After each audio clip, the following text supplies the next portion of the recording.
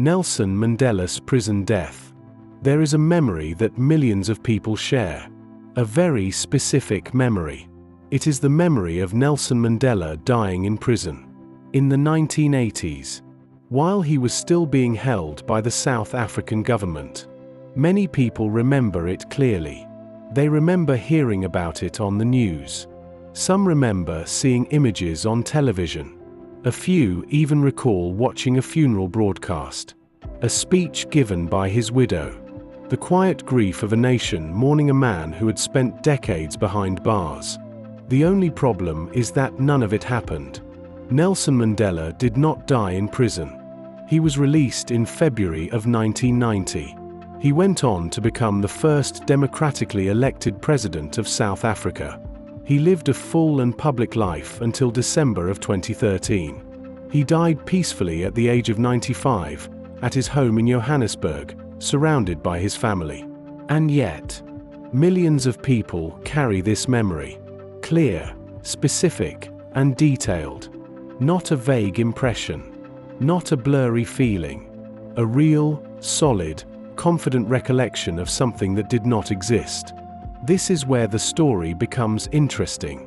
Because when people were told the truth, many of them did not simply say, "I was wrong." They felt confused, unsettled, as if the ground had shifted slightly beneath them, as if reality had been quietly corrected without their permission. A writer named Fiona Broome was one of the first people to speak about this openly. It was 2009. She had been attending a conference. At some point during the event, she mentioned her memory of Mandela dying in prison to someone nearby. That person remembered it too. Another person joined the conversation. They remembered it as well. Fiona was not frightened by this. She was curious. She began to write about it online. She created a website where she described the experience and invited others to share their own. The responses she received were remarkable. Hundreds of people, then thousands, all carrying the same memory. A memory of something that had never taken place. She gave the phenomenon a name. The Mandela Effect. That is how it began. Not in a laboratory. Not with a research study. With a simple conversation in a hallway, between people comparing memories that did not match the world around them. The question that naturally follows is, why? How can so many people share the same false memory? Not a misremembered detail. Not a confused date or a slightly wrong name. A completely fabricated event, shared independently by millions of strangers who had never spoken to each other and had no reason to invent the same story.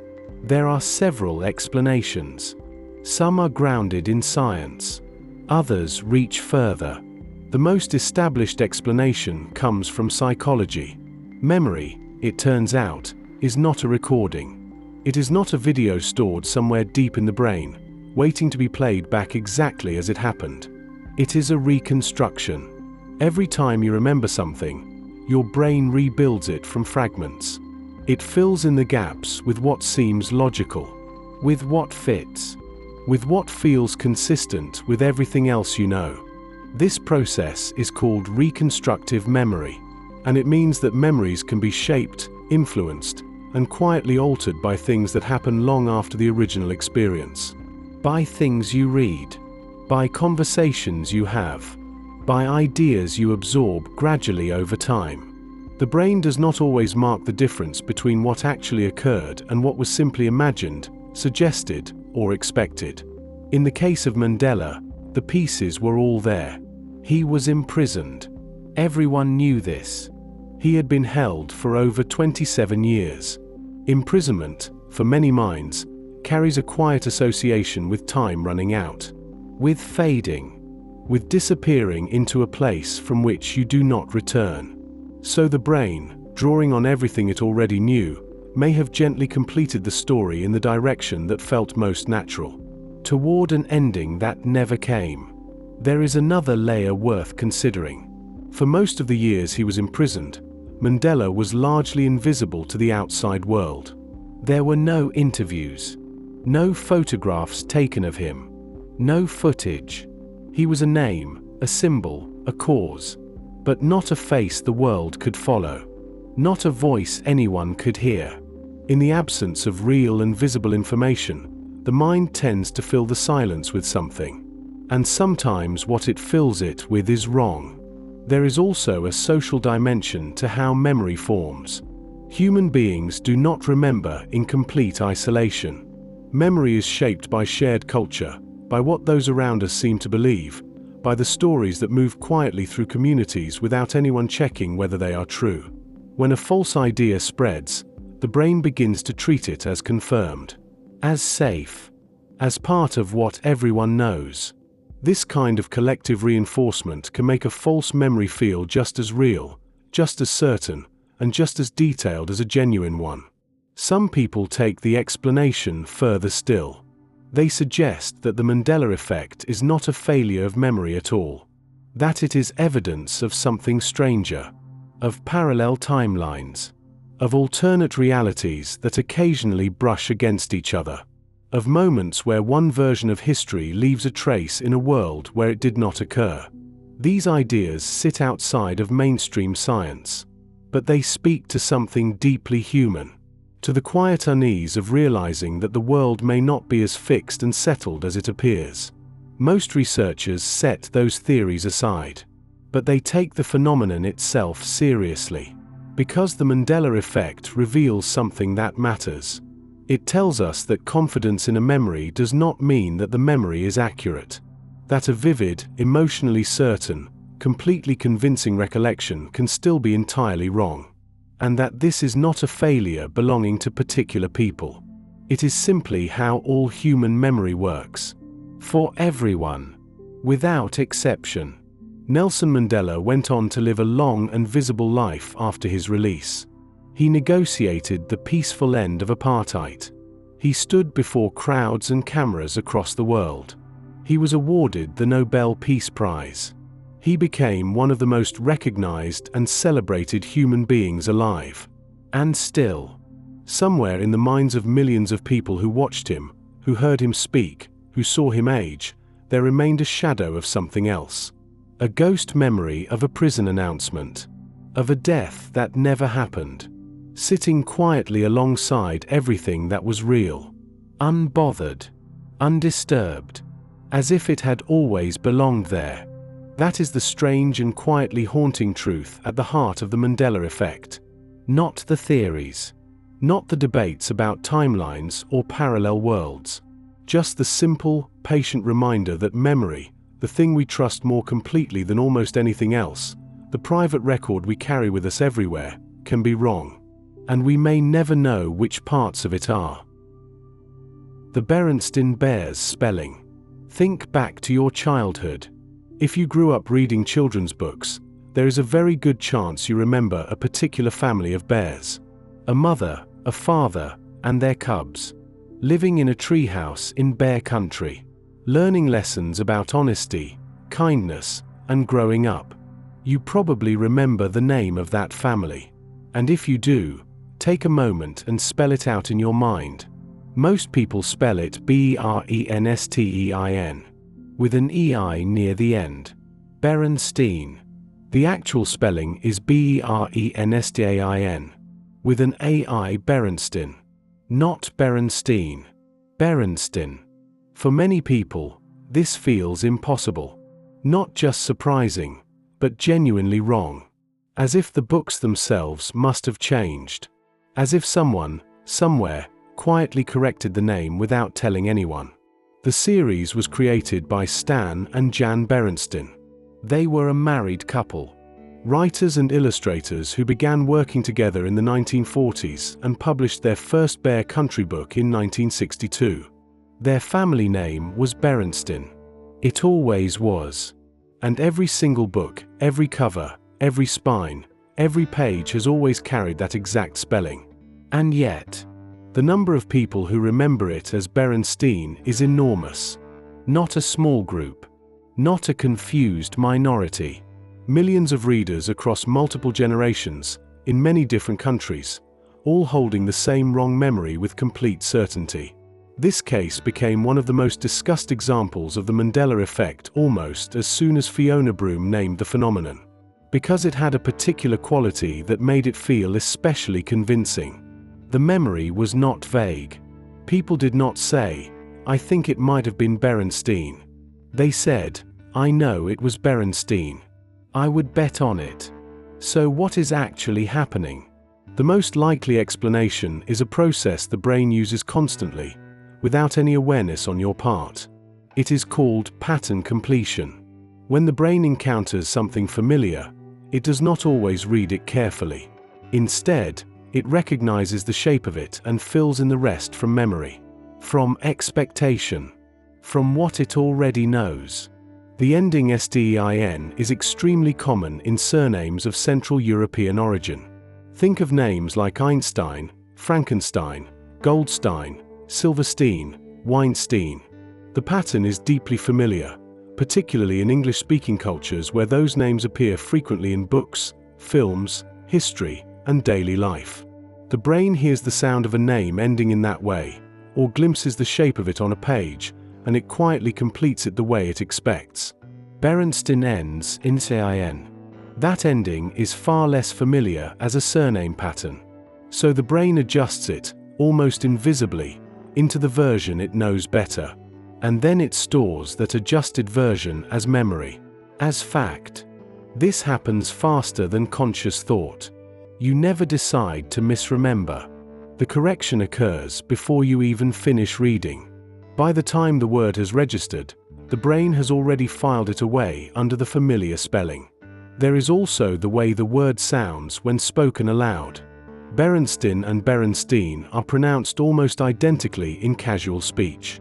The difference between the A and the E in that position is subtle. Easy to miss. Easy to smooth over. So even people who heard the name rather than read it would have no strong audio cue to correct the spelling in their minds. What makes this case particularly striking is that people do not simply misremember the name. They remember it with confidence. They remember seeing it. They remember the specific look of the letters on the cover of a book they held as a child. Some people describe going back to find their old copies, certain that the originals would confirm their memory, only to find the A sitting there, exactly where it had always been. A few people have gone further. They have claimed to own VHS tapes, old merchandise, or books from their childhood that carry the Berenstein spelling. Researchers and enthusiasts have looked into these claims carefully. In every documented case, the object in question turned out to say Berenstein. The memory of the alternative spelling was not recorded anywhere. It existed only in the minds of the people who carried it. And those people are not unusual. They are not forgetful, or careless, or particularly prone to error. Many of them are highly educated. Many have excellent memories in other areas of their lives. The false memory of Berenstein does not track with any general tendency toward confusion. It is specific. It is consistent. And it is shared. This is what separates the Berenstein Bears case from a simple spelling mistake. A spelling mistake is individual. It is corrected when someone points it out and you check. But this is something else. You check, and you feel surprised. You check again, and the surprise remains. The brain resists the correction because its version of the memory feels more real than what the page is showing you. That resistance is worth sitting with for a moment. It means that the brain does not simply record information. It interprets it. It fits new information into existing structures. It makes predictions based on patterns. And when reality deviates from the prediction, the brain does not always update gracefully. Sometimes it holds onto its version and treats the discrepancy as the error. The Berenstein Bears case is small in some ways. A spelling. 2 letters. Nothing with any consequence beyond the mild shock of being wrong about something you were certain of. But that smallness is part of what makes it so interesting. If the brain can construct a false memory this specific, this shared, and this resistant to correction over something as simple as a children's book title, then the question becomes obvious. What else has it quietly adjusted without telling you? Sinbad's genie movie Shazam. At some point in the 1990s, a comedian and actor named Sinbad appeared in a film about a genie. The movie was called Shazam. It was aimed at children. Many people remember watching it at home on a quiet afternoon that sits clearly in their memory. Some can describe specific scenes. Some remember the cover of the VHS tape and exactly where it sat on a shelf. The memory is detailed, confident, and completely real in the minds of the people who carry it. This film does not exist, and it never did. There is no movie called Shazam. No studio produced it. No VHS copy has ever been found despite years of determined searching by people who were absolutely certain they owned one. It does not appear in any film archive, any distributor catalog, or any database of released or unreleased productions. Every record that should contain it is empty. Every attempt to locate a single piece of physical evidence has failed completely. Sinbad himself, whose real name is David Adkins, has spoken about this case many times over the years with a specific kind of patience that comes from having answered the same question repeatedly. He has confirmed clearly and without ambiguity that he never made a genie film of any kind. He has said that the number of people who approach him with complete certainty that they watched it as children is something he finds genuinely remarkable. Some describe specific scenes. Some tell him the channel it aired on, the time of year, the people they watched it with. None of it ever happened in any form. What does exist is a film called Shazam. Released in 1996, starring basketball player Shaquille O'Neal as a genie accidentally freed from an old boombox by a young boy. It was aimed at children, was poorly received by critics, and has since settled into comfortable obscurity. But it was produced and released in cinemas and on home video, and it can be found in any film database with a complete and verified record. The confusion has several overlapping layers. The first is straightforward. Both Sinbad and Shaquille O'Neal were extremely visible entertainers in the early to mid-1990s. Both were large and physically imposing, known for warmth and comedic energy directed at family audiences. The category of big charismatic entertainer in a genie-themed children's film belongs accurately to O'Neal and Shazam. But Sinbad was equally prominent in exactly the same cultural space at exactly the same time. The brain, working with a memory degraded across decades, may reassign the role from one to the other without any flag being raised. The second layer is more specific. In 1993 and into 1994, Sinbad hosted a children's television special for New Year's Eve on a major network. During that broadcast, he wore a theatrical and colorful outfit that has been described as resembling a genie costume. A child watching that program on a holiday evening would have registered a vivid impression. A large and funny man in an unusual fantastical costume performing for children. That impression, encoded without precise source labeling, can detach from its context over years. The television special quietly becomes a film. The outfit becomes a genie role. The memory becomes a movie. The third layer involves communal reinforcement. Once people began discussing the Mandela Effect online, the Shazam case spread rapidly across forums and comment sections. Each person who confirmed that they also remembered the film provided validation to everyone else reading. Each description of a scene gave other people something to attach their own impressions to. A vague impression in some people was sharpened, through years of mutual reinforcement and repeated discussion, into something that feels specific, located, and completely real. Psychologists call this process the social contagion of memory, and it is one of the most powerful forces in the formation of false collective memories. There is also the illusory truth effect at work throughout this process. The more often a claim is encountered, the more easily it comes to mind. The more easily it comes to mind, the more the brain treats it as true. Repetition functions as evidence, independent of accuracy. The Shazam case was discussed so widely and so often that the discussion itself became a form of confirmation. The film was not just remembered. It was confirmed again and again by strangers who all remembered it the same way. The Shazam case is one of the most fully developed false memories in the entire Mandela Effect catalogue.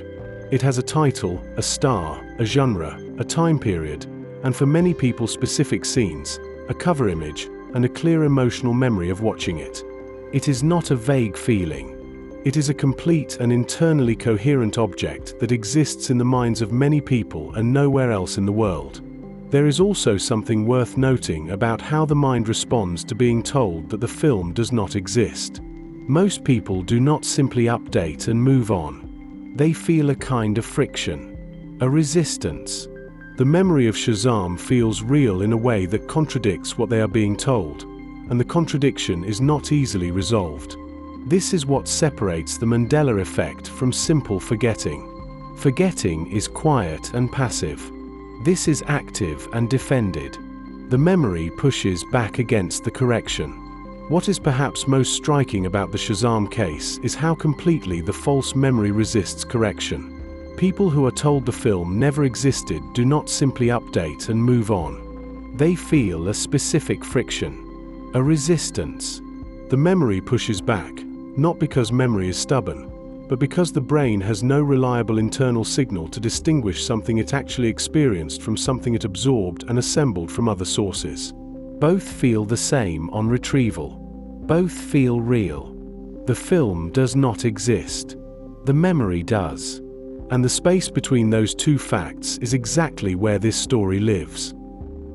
Before we continue, if you're enjoying this calm journey and the quiet ideas we explore together, consider subscribing to Nightmind Academy, so you can return here anytime you need a peaceful space to unwind and drift into sleep. The Monopoly Man's Monocle. Picture the Monopoly Man in as much detail as you can. He is round and cheerful, dressed in a top hat and a tailored coat, with a neat white moustache and the satisfied expression of someone who has just collected rent from 3 properties in a single turn. He has been the face of one of the most widely sold board games in history since the game was first published in 1935. He is one of the most immediately recognizable brand mascots anywhere in the world. Many people, when they picture him carefully, also see a monocle, a small circular lens sitting precisely over one eye, not vague or uncertain but placed exactly where it belongs on the face of a man who is obviously the kind of person who would wear one. The detail feels specific and confirmed. It feels like the kind of thing that would only be remembered because it was actually seen. That monocle has never appeared in any illustration of the Monopoly Man. Not in any official version of the game, not on any edition of the box across 9 decades, not in any promotional material ever produced. Rich Uncle Pennybags has always had 2 plain and bare and completely unadorned eyes. No glass of any kind. The monocle that millions of people remember with complete clarity does not exist anywhere in the official record. This case produces one of the most consistent and resistant reactions in the Mandela Effect catalogue. When people are told the monocle has never been there, they do not simply feel surprised. They feel a specific kind of resistance. The monocle does not feel like something that might have been wrong. It feels like something that should be there, whose absence seems more like an error than a discovery. The brain holds its version with genuine conviction, and the information that the monocle was never there arrives not as a simple correction but as something to be questioned. The reason the monocle feels so right is that the Monopoly Man is a caricature, and the monocle belongs to the caricature type he represents.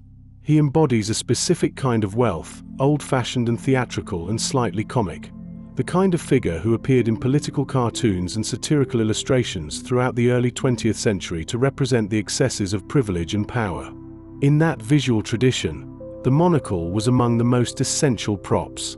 It belonged to that character type as surely as the top hat did, carrying the same associations of prestige and detachment. The Monopoly Man is constructed from that archetype, and the archetype comes fully equipped with a monocle. When the brain encounters the Monopoly Man, it does not process him as a fresh and unknown image. It recognizes him and maps him onto the stored category he belongs to. That category includes a monocle, because the archetype it draws on has one. So the brain, reaching into the established category rather than the literal image on the box, includes the monocle as a natural part of the picture. The process is automatic and produces no warning. The monocle arrives in memory as though it were a direct observation, because to the brain, it is indistinguishable from one.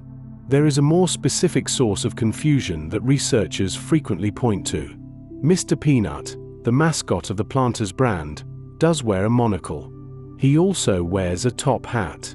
He is also a formally dressed and anthropomorphic figure projecting old-fashioned elegance that places him in exactly the same visual tradition as the Monopoly Man. They share considerable visual DNA. Both dapper, both theatrical, both from the same heritage of branded characters dressed in the clothes of a certain kind of wealthy gentleman. The brain navigating between the two may borrow the monocle from one and apply it to the other, and the transfer leaves no trace. This type of error has a name in psychology. It is called source monitoring failure. The memory of the monocle is genuine. It comes from a real visual encounter, but its origin has been misidentified. The detail was attached to Mr. Peanut or to the general archetype, and was then applied to the Monopoly Man without any inconsistency being flagged. The memory of the monocle is real. The assignment of it is wrong. What makes the case so durable is that it resists correction even when the box is right there in front of you. Many people look at the Monopoly Man's unadorned face and feel, for a brief and uncomfortable moment, that the image has been altered rather than that their memory was wrong. The brain holds its version with enough confidence to briefly entertain the idea that the external evidence is the thing that cannot be trusted. This is a documented feature of well-established false memories. Once a false detail has been stored and frequently retrieved, it can become more available than the accurate version, reinforced and treated as true long enough to carry a weight that accurate information cannot always match. What this case reveals, more broadly, is that confidence in a memory is not the same as accuracy. The brain has no reliable internal signal that distinguishes between something genuinely observed and something completed from expectation and category. Both are retrieved in exactly the same way, with the same feeling of clarity and the same sense of certainty. The only way to check is to consult the external world. And the external world, in this case, has been saying for 90 years that the monocle was never there. What this case ultimately reveals is that confidence in a memory tells us nothing about its accuracy. The brain has no reliable internal signal that distinguishes between something genuinely observed and something completed from expectation and prior knowledge. Both feel identical on retrieval. Both arrive with the same sense of certainty. The monocle feels remembered because, to the brain, it is remembered, regardless of whether it was ever seen. The Monopoly Man looks out from the box with two plain eyes. He has always looked that way. And for millions of people, the monocle will continue to sit there in memory, small and round and certain, in the place where it was never put. Luke, I am your father. There is a line from a film that nearly everyone in the world has heard at least once. It comes from one of the most famous dramatic scenes in cinema history, a confrontation in a dark chamber between two figures who carry the full weight of the story between them. Almost everyone, when they say the line, begins it the same way. Luke, I am your father. The actual line, as it appears in the film since 1980, is, no, I am your father.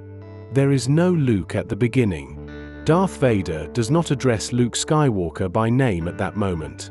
He says no, then he delivers the revelation. That is the line, exactly as it was written, performed, recorded, and released. Every transcript confirms it. Every subtitle confirms it. The audio confirms it without ambiguity. And yet the version with Luke has been repeated so many more times, in so many more contexts, across so many more decades, that it has effectively become the dominant version of the line in cultural memory. More people know the wrong version than the right one. And many of those who are told the right version do not believe it until they listen to the original recording themselves. This is possibly the most widely shared misquote in cinema history.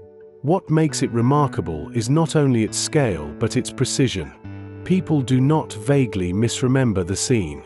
They misremember one specific word at the beginning of one specific line, and they do it in exactly the same way, universally, across generations and cultures and languages. The scene itself provides the most direct explanation. The exchange leading to the line is a confrontation. Luke has just been told something he cannot accept and is refusing it. He says, "No, that is not true, that is impossible." Vader responds directly to that refusal. "No, I am your father." The no in Vader's line is doing specific and deliberate work. It is answering Luke's no with another no. It is a response to a denial, not an opening statement. In context, in the flow of the conversation, it is essential and precise. When the line is quoted outside of that conversation, the no becomes orphaned. It has nothing left to respond to. It is a rebuttal without an argument. The brain, encountering a famous and detached fragment of dialogue, automatically tries to complete and anchor it, to give it an opening that establishes who is speaking, to whom, and under what circumstances. The most natural anchor is the name.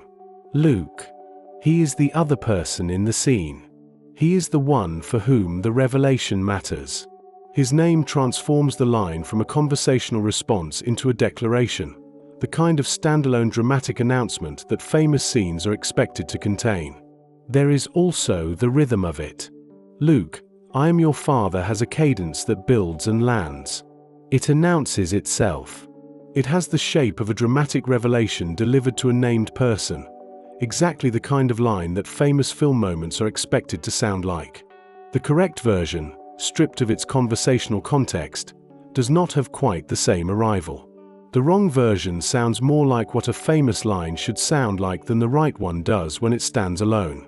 There is also the effect of accumulated cultural repetition. The misquote began circulating almost immediately after the film's release, carried by imitation and parody and casual conversation before the internet existed to distribute it systematically. Comedy sketches, impressions, playground imitations, casual references. All of them used Luke. Children who had never seen the film already knew the wrong version before they sat down to watch the original. When they finally heard the correct line in the film, the familiar version was already so well established that the recorded line may have felt like the error.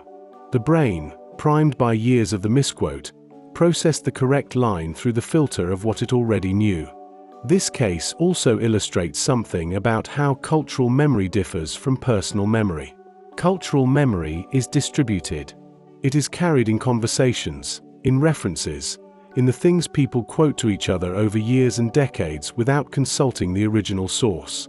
The version of something that becomes culturally dominant is not always the most accurate one. It is often the most repeated one, the most memorable one, the one that travels most easily between people. The misquoted line traveled better than the original, and so it replaced it, in the culture if not on the recording. There is something quietly strange about the fact that a film can play its line correctly over and over again, for nearly 50 years, and still lose to the version that was never said.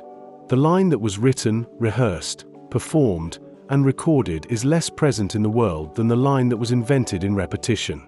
That is what cultural memory can do. And the original, sitting exactly where it has always been, continues to be heard as the mistake. This case also illustrates something about how cultural memory differs from personal memory. Cultural memory is distributed. It is carried in conversations, in casual references, in the things people repeat to each other over years and decades without consulting the original source. The version of something that becomes culturally dominant is not always the most accurate one. It is often simply the most repeated one, the most memorable one, the one that travels most easily between people. The misquoted line traveled better than the original, and so it replaced the original in the culture, if not on the recording. There is something quietly strange about the fact that a film can play its line correctly over and over again, for nearly 50 years, and still lose to the version that was never said. The line that was written, rehearsed, performed, and recorded is less present in the world than the line that was invented in repetition.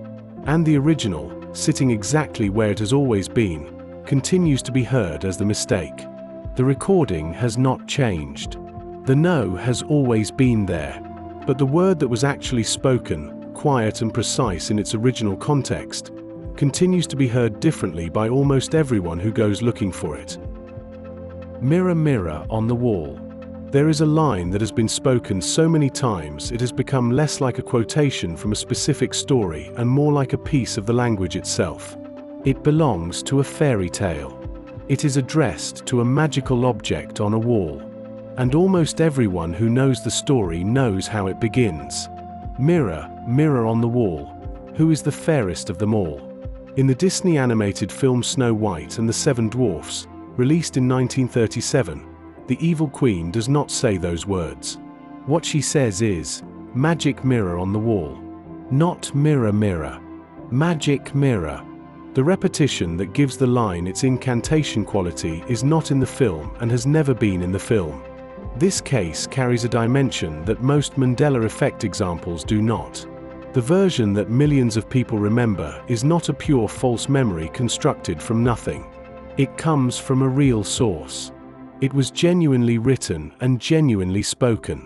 It is simply not the version that appears in the most famous adaptation of the story ever produced. Snow White is not a Disney creation. It is a fairy tale assembled and published by the Brothers Grimm in the early 19th century.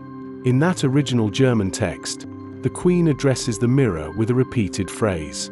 The German is Spiegelin and der Wand, which translates roughly as little mirror on the wall. The repetition is there, in the oldest written version of the story that most of the world knows. It was how the incantation was spoken in the original telling. Before the Disney film existed and before it became the dominant version globally, Snow White was told in many different forms.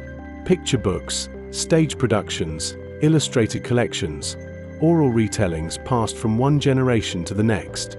A great many of those versions drew on the Grimm text and retained the repeated mirror. That was the line. That was how the scene worked. 4 generations of readers who encountered the story before or independently of Disney, Mirror Mirror was not a misremembering. It was the correct version. Disney made a deliberate choice when they wrote their adaptation. Magic Mirror is cleaner and more direct. It names the object explicitly and moves the scene forward without theatrical repetition. It suited the pace and tone of the animated film, and it became the line attached to the most widely seen version of the story in history.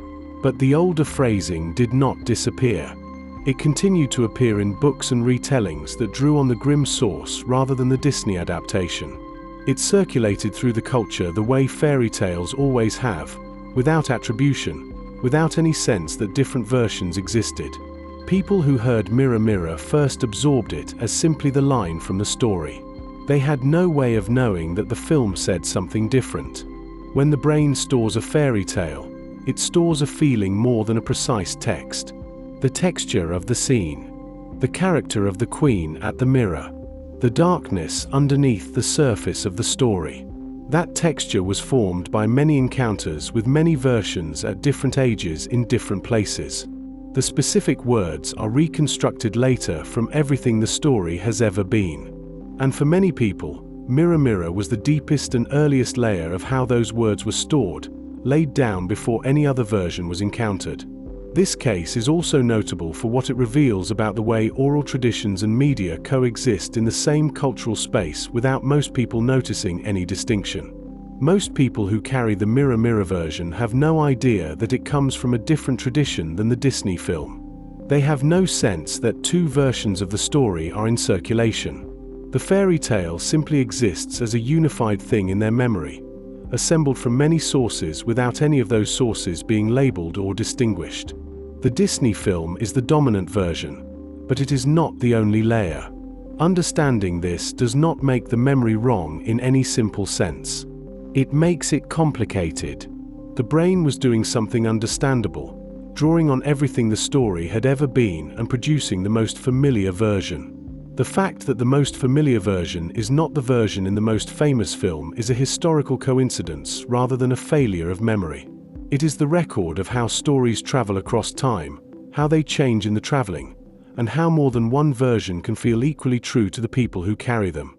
This case is also notable for what it reveals about the way oral traditions and media coexist in the same cultural space without most people noticing any difference. Most people who carry the mirror version have no idea that it comes from a different tradition than the Disney film. They have no sense that two versions of the story exist. The fairy tale simply exists as a unified thing in their memory, assembled from many sources without any of those sources being labeled or distinguished from each other. Understanding this does not make the memory wrong in any simple sense. It makes it complicated. The brain was doing something understandable, drawing on everything the story had ever been and producing the most familiar version. The fact that the most familiar version is not the version in the most famous film is a historical coincidence rather than a failure of memory. It is the record of how stories travel across time, how they change in the traveling, and how more than one version can feel equally true to the people who have inherited them. Two versions of the same fairy tale incantation have been living in the same cultural space for nearly a century. Two words said twice. From a tradition much older than the film most people connect them to. Still present. Still spoken. Still, for many millions of people, the only version that has ever felt entirely right. The fruit of the loom cornucopia. If you were asked to close your eyes and describe the fruit of the loom logo from memory, you would almost certainly begin with fruit. Grapes, most likely. A red apple. Some leaves and smaller berries. A warm and slightly autumnal arrangement of produce that has been printed on the inside label of basic clothing in most households for the better part of a century. And if you search that image carefully enough, there is a real possibility you would also find, at the base of it, a cornucopia. A curved and tapering horn from which the fruit appears to flow. The classical symbol of harvest and abundance, instantly familiar from autumn decoration and traditional imagery going back thousands of years. That cornucopia has never appeared in the fruit of the loom logo. Not in any version, not in any era, not in any country-specific variant. The logo has always been just the fruit, arranged directly without any vessel. No horn, no cornucopia, nothing at the base that would serve as a container. Just the produce, sitting together, as it is always Saturday. When people hear this, the reaction is frequently a specific kind of doubt. Not the surprise of unexpected information, but the doubt of someone being asked to believe that a clearly remembered detail was never there. The cornucopia does not feel like a guess or a vague impression. It feels seen, like the kind of thing that would only be remembered because it was actually present. The explanation for why it feels that way is also the explanation for why it was never there. The fruit of the loom logo represents abundance, natural produce, harvest, and the cornucopia is the primary symbol of exactly those concepts in the Western visual tradition going back to ancient Greece. It is the vessel of harvest. Wherever abundance is depicted in a formal or traditional visual register, the cornucopia tends to appear. On seasonal decoration, on coats of arms, on agricultural emblems, on packaging for natural products. It belongs so completely to the concept of fruitful abundance that the brain, processing an image built around that concept, reaches for it as naturally as it might reach for any other expected element. This is not a random error. The brain did not insert an unrelated object into the memory of the logo. It inserted an object that belongs there conceptually, that fits the visual language of the image, that follows the logic of what the logo represents. The cornucopia was the container the fruit was already implying. The brain completed the implication without being asked and without leaving any trace of having done so. There is also the matter of how inattentively the logo has been encountered. Most people do not examine clothing labels. They glance at them while handling laundry, or check them briefly before folding, or see them in passing at a store. These are not moments of deliberate observation. The brain identifies the image, confirms the brand, and moves on without conducting any detailed inventory of what is in the frame. The recognition threshold is crossed, the processing stops, and the specific configuration of elements within the image may never have been registered at all. A memory built from hundreds of these passing and inattentive encounters is confident about the category and the general impression, but genuinely imprecise about the specific arrangement. The brain holds the concept clearly. fruit and abundance and harvest and a label on clothing. But whether the exact image contained a horn or not may have never entered the record. And in the absence of direct observation, the concept fills in what it expects. What this case illustrates is something about the nature of false memory more broadly.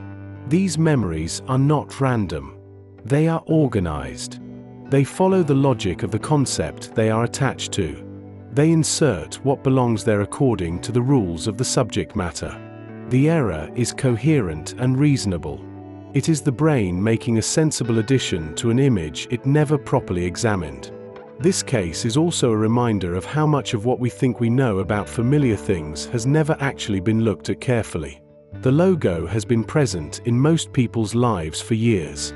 It has been seen repeatedly, encountered in the most ordinary domestic contexts. And yet very few people have ever studied it. They have recognized it, which is a different thing entirely. Recognition is fast and economical. It requires only enough information to trigger identification. And identification, once triggered, ends the process. The logo is known. There is nothing more to see.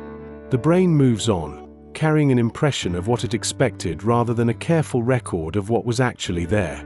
The gap between recognizing something and seeing it clearly is wider than most people realize. It is in that gap, between the familiar and the fully observed, where a great many false memories quietly take up residence. The cornucopia lives in that gap, not in any version of the logo, but in the space between expectation and observation, exactly where the concept said it should be.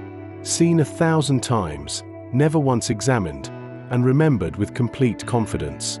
What is most quietly revealing about this case is that it was not the result of confusing two different logos or mixing up two different brands. There was no other image to borrow the cornucopia from. The brain simply completed the picture the way the concept said it should look, and then stored that completion as observation. The cornucopia was never there. The concept said it should be. And for the brain, that was apparently sufficient. The cornucopia was never there. But everything about the image said that it should be. And for a brain completing a picture it had never fully seen, that was apparently enough. Curious George's tale. Curious George is a small monkey. He lives with a man known as the man in the yellow hat, who serves as his companion and the patient observer of everything George gets himself into. George is curious, as his name directly tells you, and this curiosity leads him without fail into situations he cannot fully manage. He has appeared in children's books since 1941, created by Hans Augusto Rey and Margaret Rey, and has since expanded into television series and a feature film. He is one of the most immediately recognizable animal characters in the history of children's literature. Curious George does not have a tail. Not in any book, not in any television episode, not in the film, not in any official piece of merchandise across the entire history of the character. Despite being consistently described as a monkey, despite moving with all the physical ease and behavioral curiosity of a small primate, George has no tail. His creators did not give him one. No version of the character produced in over 80 years has added one. Many people remember the tail very clearly. They picture it hanging loosely behind him as he swings from something, or curling slightly as he peers at something he should not be investigating. They remember it as an obvious and entirely natural feature of the character, the kind of detail that would be among the very first things drawn. The most instinctive thing to include when depicting a small climbing monkey. The mechanism behind this particular memory sits in the relationship between categories and the details they carry. When the brain encounters the concept of a monkey, it activates a stored template. A mental representation assembled from every image, book, illustration, toy, and encounter with the idea of a monkey accumulated over a lifetime. And one of the most fundamental features of that template is a tail. The lesson is learned early and reinforced consistently. Monkeys have tails. Apes do not. This distinction appears in early childhood books, in zoo signage, in the informal explanations adults offer when children point at animals and ask questions. The tail is embedded in the category at a foundational level, early enough that it arrives with the concept automatically, without needing to be consciously retrieved. Curious George activates the monkey category fully. His name contains the word. He climbs and swings and uses his hands with the instinctive competence of a small primate. He is agile and light and lives in exactly the kinds of places a tail-bearing monkey would inhabit. Every contextual and behavioral cue confirms the category, and the category comes with a tail. So the brain, reconstructing George from memory, reaches into the category and includes what the category contains. The tail arrives not because it was observed in any illustration, but because it belongs to the concept. There is also a biological dimension at work. Among primates, it is the smaller tree-dwelling species that most commonly have tails. The kind of monkey the word most naturally conjures in popular imagination is usually tail-bearing. Larger apes, including chimpanzees and gorillas, do not have tails. George is designed to be small, rounded, and childlike. His visual proportions place him among the kind of primates that, in biological reality, would come with tails. The brain makes that inference from appearance alone, and the inference arrives in memory as though it were a direct observation. The Rays were designing a companion character, expressive and appealing and easy for young children to love. Precise primate anatomy was not the concern, but the visual choices they made produced a figure whose form and behavior suggest exactly the kind of animal that, in the real world, has a tail. And memory obligingly supplied one, generation after generation, without anyone asking it to. This case connects to a broader truth about how childhood memories are formed and stored. Children encounter characters like George through many different media, through books read aloud, through television programs, through toys and images seen in passing. None of these encounters is particularly systematic. The character accumulates in memory as a feeling, a personality, a set of associations, rather than as a precise visual record. When the specific details are later reconstructed, the brain draws from the accumulated impression rather than from any single careful observation. And the accumulated impression of a small monkey, built partly from the cultural template of what monkeys are, carries a tail. It always has. There is also something about childhood memory specifically that makes it more susceptible to this kind of category-based reconstruction. Young children are still building their mental templates. The categories are being assembled from experience in real time. Curious George contributes to the template of what a monkey is, and the template contributes back to George. The two feed each other. And a tail, present in so many other monkey images encountered during those same years, migrates between them without any resistance at all. Memory does not separate what was learned from what was seen. It keeps them in the same place, where they quietly and invisibly shape each other, producing memories that are confident and detailed and indistinguishable from genuine observation. What makes this case particularly gentle in its strangeness is that the false memory comes from a place of warmth. It was not a distortion of something frightening or confusing. It was an act of pattern completion on behalf of a character that millions of people loved as children.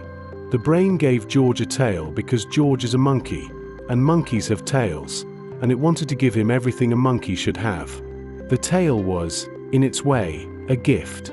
George has climbed and explored and looked at things he should not have looked at for over 80 years. Without a tail. Cheerfully. Completely unaware that in the memory of a very large proportion of his readers, the tail has always been right there behind him. C3PO's silver leg. C3PO is a golden robot. That is how he is known, how he is described, and how he exists in the imagination of the hundreds of millions of people who have encountered the Star Wars films. Tall and thin and slightly formal in his manner, easily alarmed, frequently vocal about the odds of surviving any given situation. Shining from the top of his head to the base of his feet in a single and continuous metallic gold. He is not entirely gold. He has never been entirely gold. C3PO's lower right leg, from the knee to the foot, is silver. A different metal, a clearly distinct color from everything surrounding it. It has been that way in every film since the original was released in 1977. It appears in frame after frame in which his full body is visible. It is documented in official reference materials and visible on merchandise produced across nearly 5 decades. And an overwhelming proportion of the people who have watched these films, some of them many times over many years, have no awareness of it whatsoever. This is not a background detail on a peripheral character. C-3PO is one of the central figures of the original trilogy. He appears prominently and frequently. His full body is visible in many scenes photographed in ordinary light with no obstruction of any kind. The silver leg is not hidden, not in shadow, not revealed only in a single difficult frame. It sits in plain view in scene after scene, and it passes through the conscious awareness of most viewers as if it were not there at all. The explanation sits in how the brain actually watches something. A film is not experienced the way a camera records it. The brain attends selectively to what the story requires at each moment. It follows faces because faces carry emotion and signal intention. It tracks dialogue because dialogue carries meaning. It monitors movement because movement signals consequence. The lower leg of a supporting character during a conversation scene is not doing any of that work. It is present in the frame and entirely absent from the story at that moment. And so the brain allows it to pass without processing. But there is a more active process involved than simple inattention. C-3PO is established in the viewer's mind very early in the first encounter. The golden robot. That impression is created and confirmed within the first minutes and reinforced on every subsequent viewing. It becomes a stored, stable, high-confidence description. When the eye later sweeps past the silver leg without consciously registering it, the brain does not flag a discrepancy. It has already decided what this character is. It applies the established description to the frame and continues. The expectation of gold is projected onto that region before any accurate reading of its actual color has occurred. Psychologists call this top-down processing. Knowledge and expectation shape perception. High-confidence prior beliefs can suppress accurate registration of details that contradict them. This is usually an efficient and useful feature. It allows a person to navigate complex visual environments quickly without being slowed by every minor inconsistency. Occasionally, it means that a person spends decades watching a film without perceiving half the color on one of its principal characters. What makes this case particularly arresting is the completeness of the invisibility. The silver leg is not subtle. It is not a trick of lighting. It is clearly and distinctly a different color from everything around it. Anyone who directs their attention at it will see it immediately. But directing attention requires a reason, and the color of a secondary character's lower leg almost never provides one. This raises a question that is worth sitting with quietly.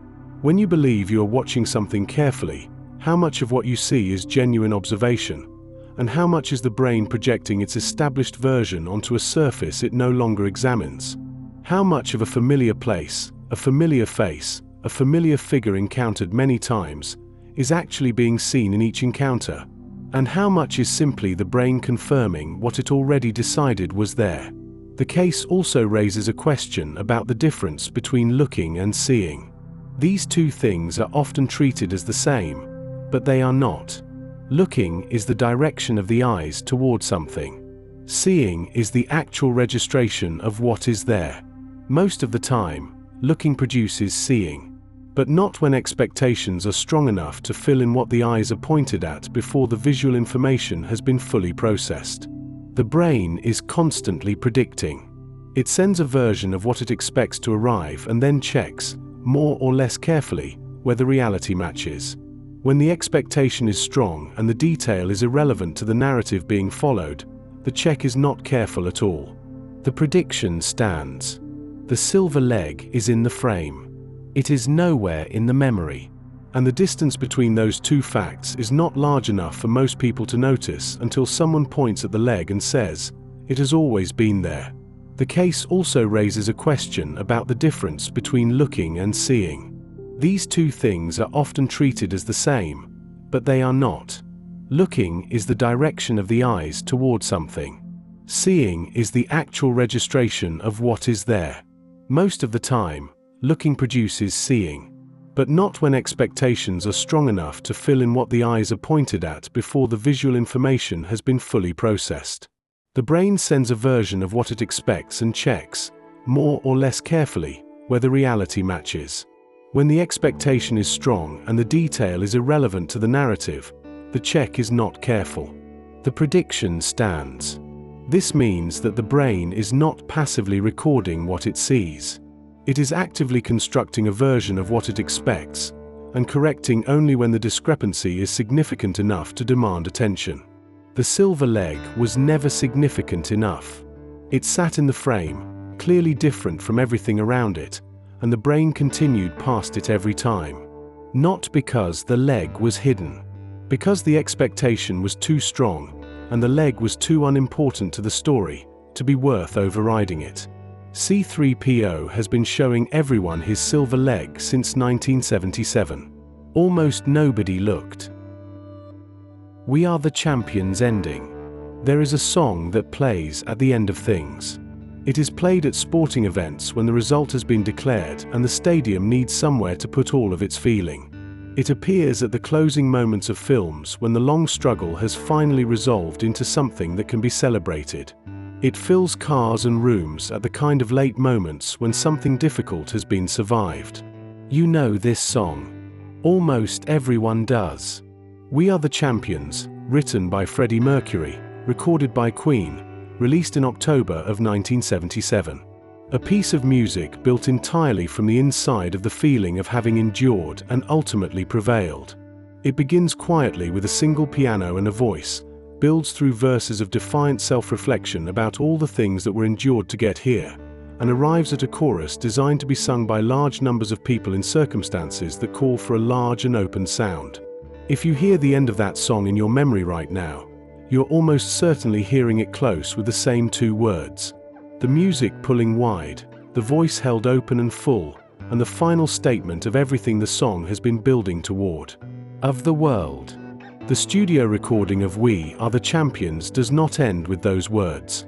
The phrase of the world appears in the song, sung several times during the chorus as part of the full line We Are the Champions of the world. It is genuinely there, genuinely sung, genuinely part of the lyric. But the studio recording ends differently. The final sung line is We Are the Champions, held for several beats, and then the music resolves and stops. No of the world follows. The consistency with which people misremember this ending is striking. People do not vaguely misremember the general feeling of the song. They misremember one specific moment in exactly the same specific way. The same two words, added at the same place, with the same confident certainty that those words were the last thing sung. The emotional architecture of the song explains most of it. We Are the Champions is a song about total and absolute victory. Every element of it moves toward that feeling. And of the world is the phrase that makes the claim complete. Champions alone is a large claim. Champions of the world is an absolute one. It expands the victory to its widest possible scope, closing the argument at the largest available scale without leaving any space for qualification. The brain, following the emotional trajectory of music it knows well, anticipates the version of the ending that most fully completes that trajectory. The chorus has already established the full pattern. The extension is known, it belongs to the song, and the brain expects it to arrive at the moment of final resolution. When the song stops without it, the expected phrase arrives in memory regardless, because that is the direction the music was pointing and because endings are expected to be complete. There is also the live experience to consider. In stadiums and arenas where this song is commonly played after a victory, crowds often extend the ending. The last line is sung by the audience and of the world follows, from habit or from a shared instinct to push the moment to its fullest extent. These live experiences are real. They are stored as genuine memories, and they do not remain neatly separated from the memory of the studio recording. They layer over it and around it and become part of what the song is, in the accumulated memory even if not on the original tape. There is also something in this case about the relationship between a song and the situations in which it is lived rather than simply heard. We Are the Champions does not exist only as a studio recording.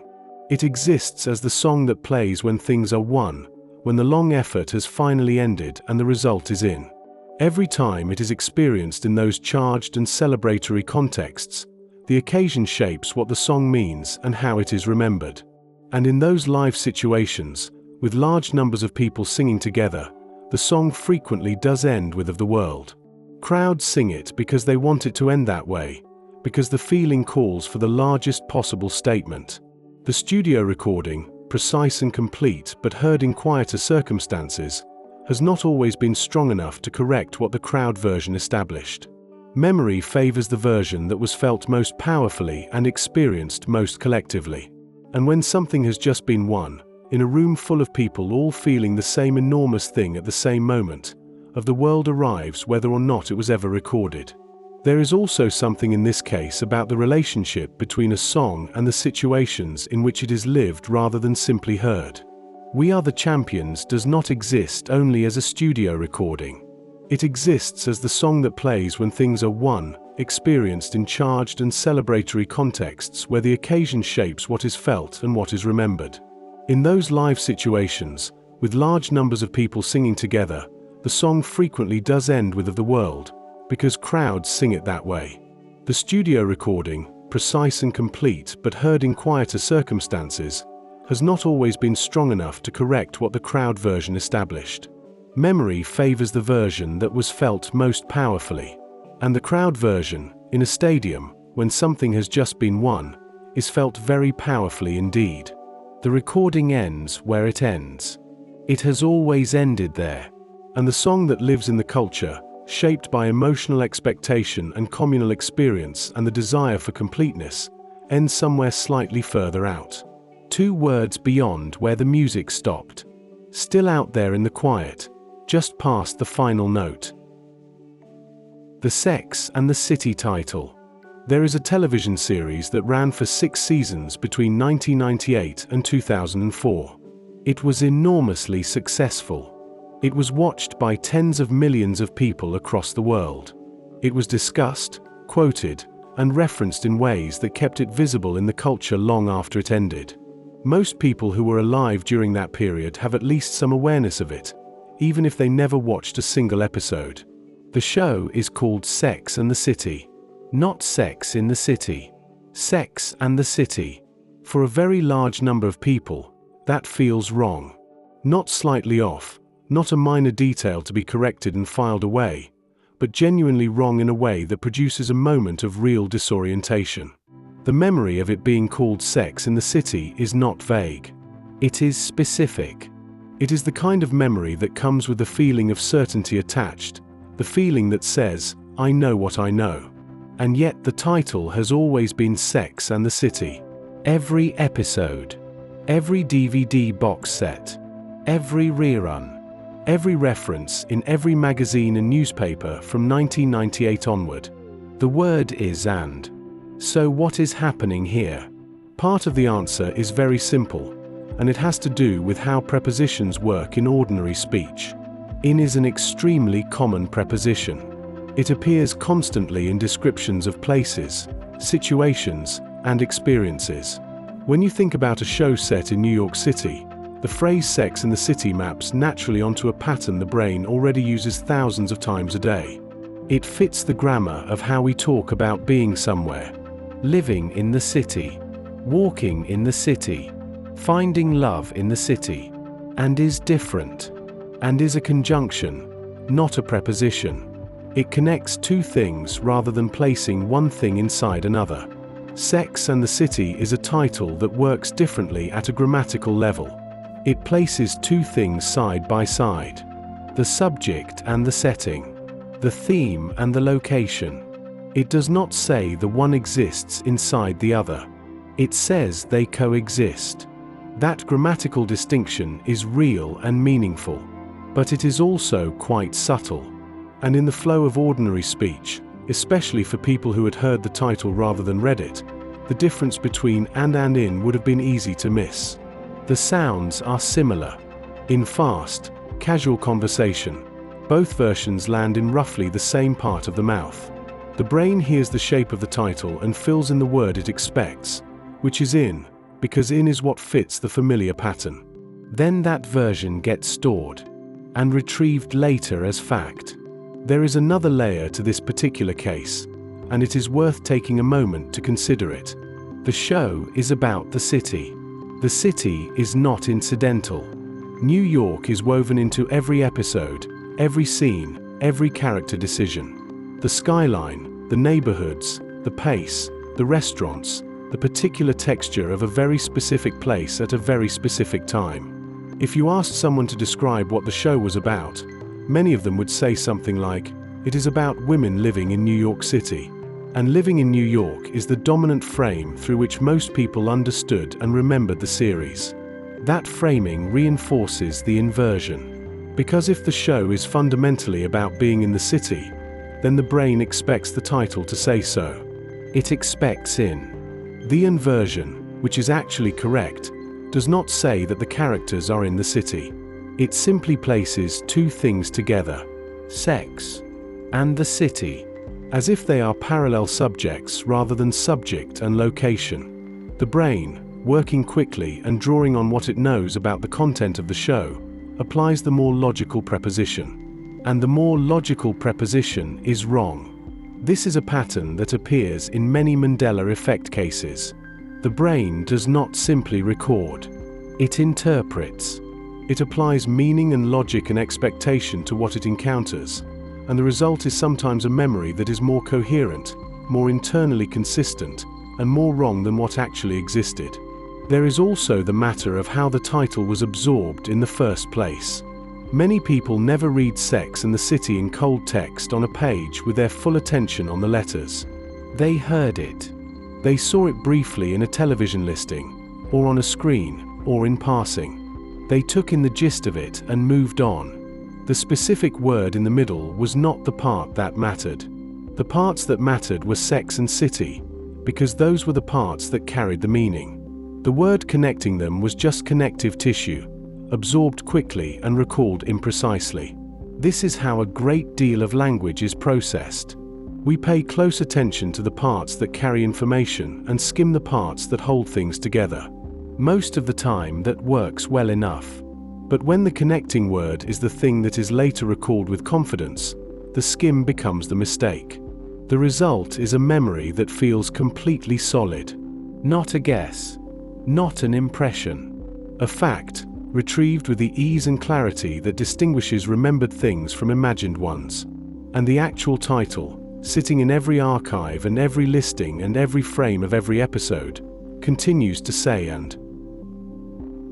Interview with the Vampire title. There is a novel, and a film based on that novel, that a great many people have encountered at some point in their lives. The novel was written by Anne Rice and published in 1976. The film came out in 1994 and starred two of the most recognizable actors of that decade. Both the book and the film were widely discussed, widely seen, and lodged themselves into the culture in a way that made the title feel familiar even to people who had never read or watched either. The title is Interview with the Vampire. Not Interview with a Vampire. Interview with the Vampire. For many people, this is a surprise. The memory of a sits so comfortably in the title that it is difficult to accept, even when it is seen written down. The correction produces a small friction, a moment of doubt, not about whether the person is being told the truth, but about why the memory feels so clear. So what is going on? The difference between A and the is a difference between the indefinite and the definite. A vampire means any vampire, one of many, a creature chosen from a general category. The vampire means a specific one. This particular vampire. The one being talked about. The one you already know, or are about to meet. In ordinary speech, when we talk about encountering something unusual, we tend to use the indefinite article. An interview with a doctor. A conversation with a stranger. A meeting with a lawyer. The pattern is so deeply familiar that it runs almost automatically through language. When the brain encounters an interview with, it expects the next word to follow the standard pattern. And the standard pattern is A. The correct title breaks that pattern. It uses the, which is more specific, more intimate. It implies that the vampire in question is known, defined, particular. And that specificity is exactly what Anne Rice intended. She was writing about a specific vampire, a specific experience, a specific voice. The is deliberate. But to the brain, encountering the title quickly, in passing, it does not feel deliberate. It feels wrong. And the brain, preferring the familiar over the precise, quietly adjusts it to the expected version and files it away. This kind of error happens most easily with the small words, the articles, the prepositions, the conjunctions. These are the parts of language that carry grammatical structure but not semantic weight. They hold sentences together without drawing attention to themselves. Most of the time, we process them without noticing them individually. We read through them toward the words that carry the meaning. And when we recall later, it is those meaningful words we retrieve. The connective tissue between them gets reconstructed from expectation rather than from memory. Interview with the vampire. The meaningful words are interview, vampire. Those land in memory clearly. The small words in the middle are rebuilt from the patterns the brain already holds. And the pattern says A, because an interview with something is how that construction usually works. There is something else worth noting. The film was popular but also somewhat controversial at the time of its release, and it attracted a particular kind of attention that involved a lot of casual discussion, summaries, and references rather than precise quotation of the title. People talked about the vampire movie with Tom Cruise and Brad Pitt. They talked about the Rice vampire novel. They referred to it without necessarily naming it carefully. In all of those references and summaries, the specific word in the title received very little attention. And so it drifted. This is a common mechanism behind many Mandela Effect cases involving titles and quotes. The actual words are not what gets stored most reliably. What gets stored is the impression, the content, the flavor of something. The exact wording is reconstructed later from that impression, using the brain's best guess at how that kind of title or that kind of sentence tends to go. The best guess is usually quite good, but not always. And when it fails, the reconstruction feels just as certain as a genuine memory would. There is also a quieter possibility in this case. The word "the" in a title positions the subject as already known, already defined. Interview with the vampire assumes you know which vampire. It has a specific, almost intimate quality. And that quality, for some people, may not have matched what they expected from a horror title in 1994. Horror titles of that era often used the indefinite article. Something in the night. A stranger among us. Terror of a different kind. The in Interview with the Vampire would have felt like a slight departure from the genre's own grammar. And the brain, encountering a departure from the expected, sometimes silently corrects it back. The result is a false memory that is not random. It is grammatically logical. It follows the rules of how language works. It is simply not what was written. And what was written is still there. In every printing of the novel, in every frame of the film, in every listing and every archive. The title is Interview with the Vampire. It always has been. And it will continue to feel, to a certain portion of readers and viewers, like a correction they have not quite accepted. New Zealand's location on the map. If you were asked right now to point to New Zealand on a map of the world, where would you place your finger? Most people would look toward the Pacific, somewhere near Australia. That part is usually correct. But the specific position, the exact relationship between New Zealand and the large continent sitting beside it, turns out to be something that a very large number of people have stored incorrectly. New Zealand sits to the southeast of Australia. Southeast. Down and to the right, if Australia is roughly centered in your mental map. A significant number of people remember it to the northeast. Up and to the right. Above Australia, not below it. When those people are shown a correct map, Many of them experience a moment of genuine confusion. Not the mild surprise of having forgotten something, but the specific friction of being shown something that contradicts a memory they were confident in. The island group appears to be in the wrong place. Or rather, their memory appears to have placed it somewhere it has never been. This is one of the Mandela Effect cases that is hardest to attribute to any single obvious cause. There is no famous quote involved, no logo misread, no childhood book with a subtly unusual spelling. It is simply a geographical fact, retained incorrectly by a notable number of people who believe they know where a country is. Part of the explanation lies in the nature of geographical memory itself. Most people do not learn the positions of countries and landmasses through careful study of accurate maps. They absorb geography gradually, from maps seen in passing, from mentions in news broadcasts, from the corners of atlases glimpsed in school. The image that forms in memory is not a precise transcription of an accurate source. It is a rough impression assembled from multiple exposures, none of them particularly attentive. And impressions are shaped by expectations. The brain does not just record. It organizes. It looks for patterns, for symmetry, for arrangements that make intuitive sense. And there is something about the northeast position that may feel more intuitive to people in the northern hemisphere, where most of the world's landmass sits, and where the mental map is oriented around a northern center of gravity. There is also a subtler geographical logic at work. When people think of the countries near Australia, they tend to think of the islands and nations of Southeast Asia, many of which do sit to the north and northeast. Papua New Guinea, Indonesia, the Philippines. The brain builds a rough mental model of Australia's neighbourhood, and that neighbourhood skews north. New Zealand, which is not part of Southeast Asia and sits in a different oceanic direction entirely, can migrate in memory toward the cluster of associations it is most frequently grouped with. There is another possible factor that is worth considering. Many of the maps that appeared in school textbooks, atlases, and encyclopedias during the mid to late 20th century were printed with a limited page width. Australia is a very large country.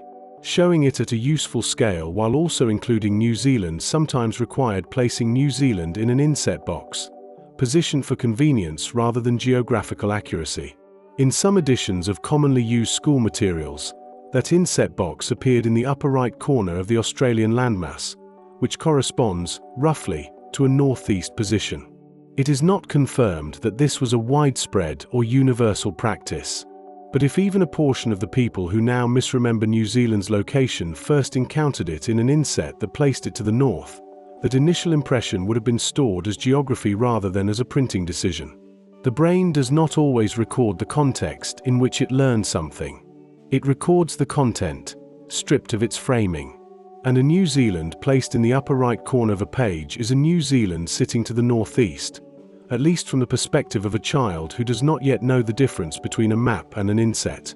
What makes this case particularly interesting is that it does not resolve easily once the correct position is known. People who are shown accurate maps and told that New Zealand is to the southeast often accept the information and then, sometime later, find themselves placing it to the northeast again. The corrected memory does not fully overwrite the original. It sits alongside it, and the original continues to surface when the person is not thinking carefully about which version is correct. This is consistent with how geographical memory works more broadly. We rarely update our internal maps systematically. We absorb corrections piecemeal and imprecisely. The brain holds a rough impression and adjusts it slowly and incompletely. And because no practical consequence usually follows from having New Zealand slightly misplaced in memory, there is no strong pressure to correct the error and make the correction stick. New Zealand is where it has always been, southeast of Australia, sitting in the Tasman Sea and the South Pacific, holding exactly the position it has occupied for as long as anyone has been making maps. The position in memory, for a large number of people, is simply somewhere else. The Flintstones spelling. There is an animated television series that has been part of popular culture for more than 60 years. It first aired in 1960. It ran for 6 seasons. It has been rerun, referenced, merchandised, and adapted in ways that have kept it visible across multiple generations. Most people who grew up in a Western country during the second half of the 20th century have at least some familiarity with it. The show is called The Flintstones. Flintstones. There is a T after the N Flintstones. Two T sounds, one in the middle of the word, one where the S begins. A surprising number of people remember it as the Flintstones.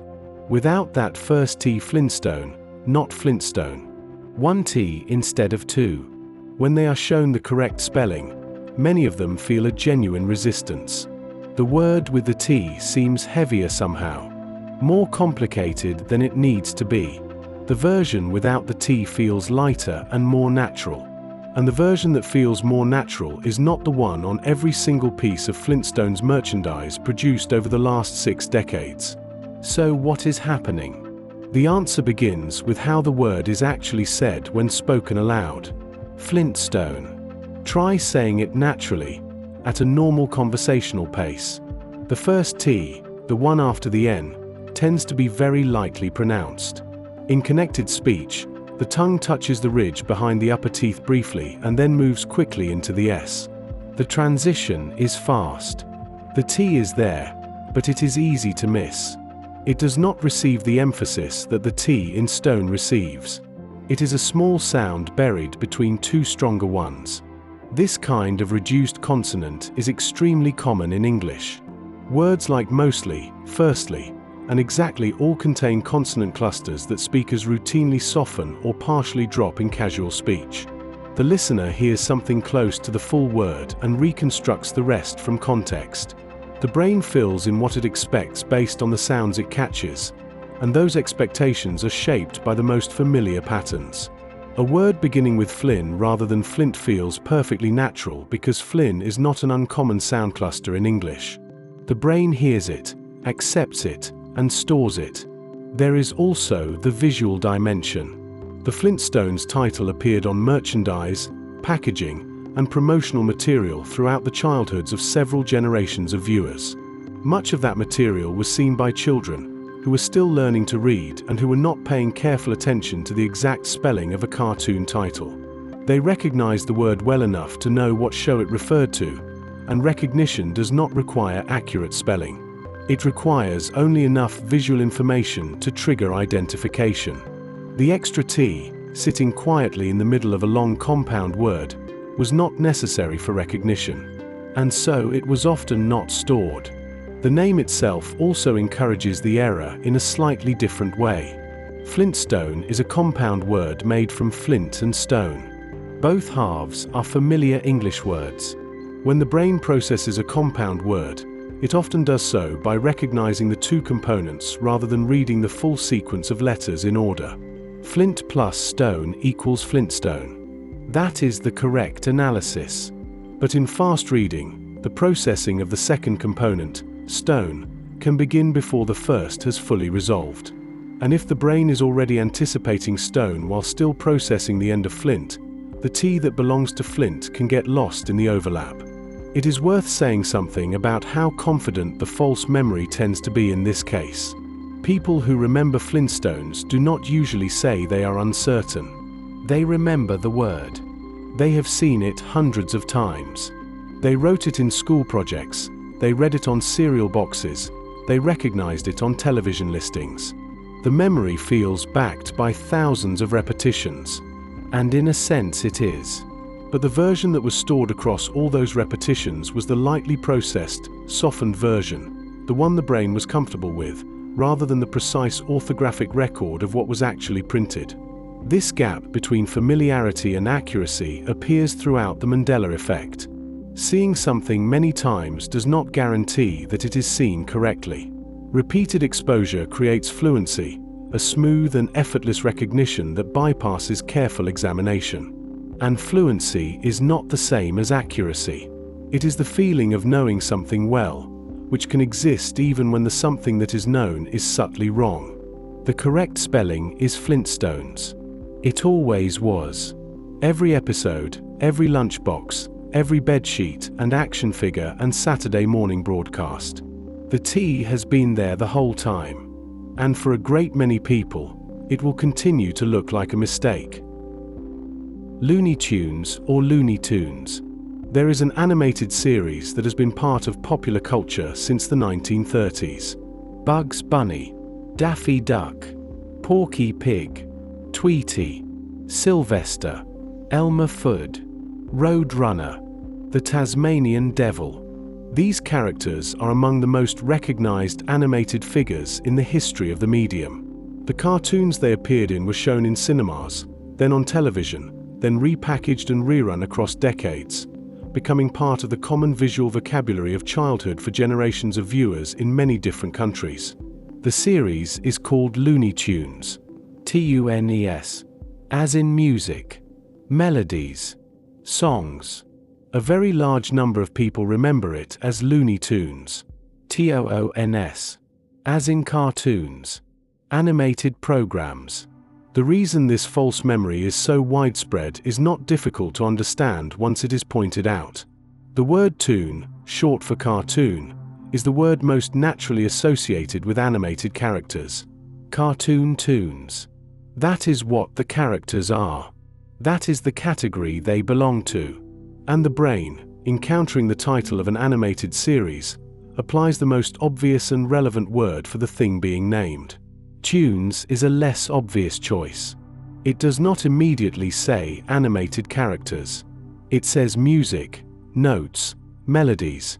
And while the original Looney Tunes series did lean heavily into musical comedy, with characters who sang and danced and responded to orchestral gags, that musical identity is not the first thing most viewers remember or think about when the series comes to mind.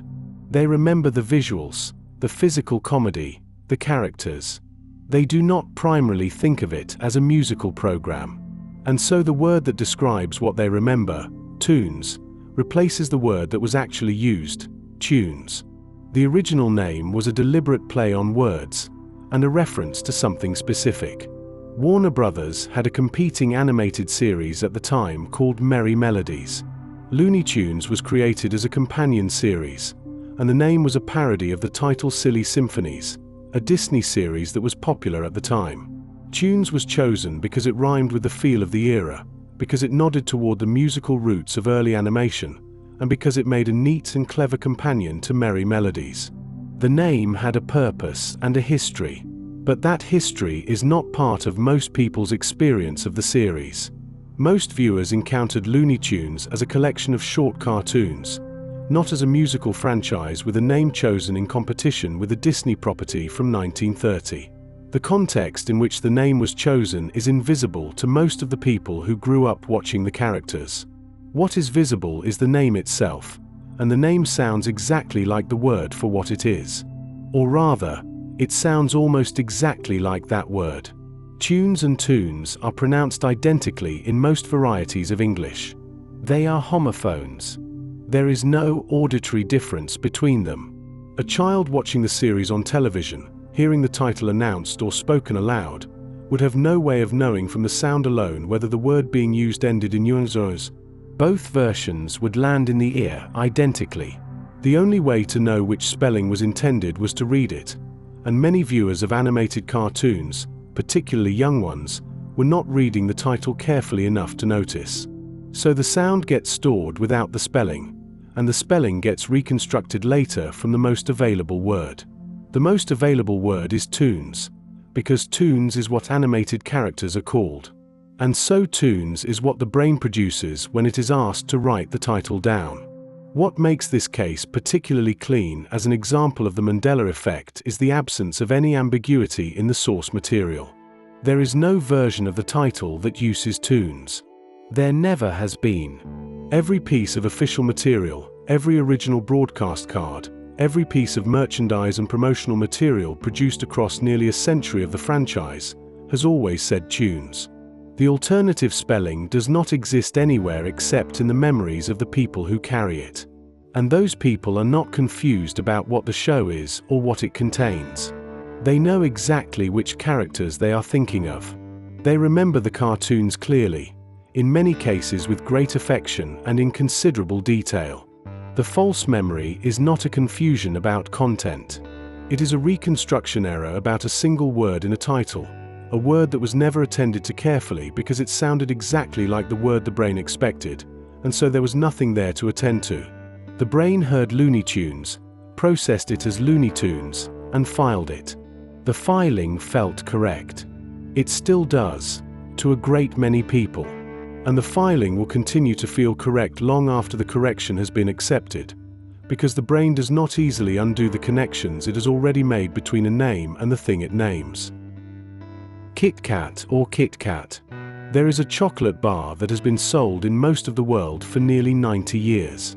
It is one of the most recognizable confectionery products ever made.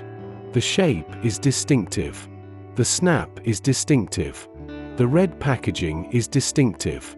The slogan, which asks you to have a break, is one of the most repeated advertising lines in history. Most people who have grown up in a country where it is sold can picture it immediately. The product is called Kit Kat. One word. No hyphen. Kit Kat. A very large number of people remember it as Kit Kat. Two words joined by a hyphen. Kit. Hyphen. Kat. When shown the correct version, many people feel the same quiet resistance that appears in so many of these cases.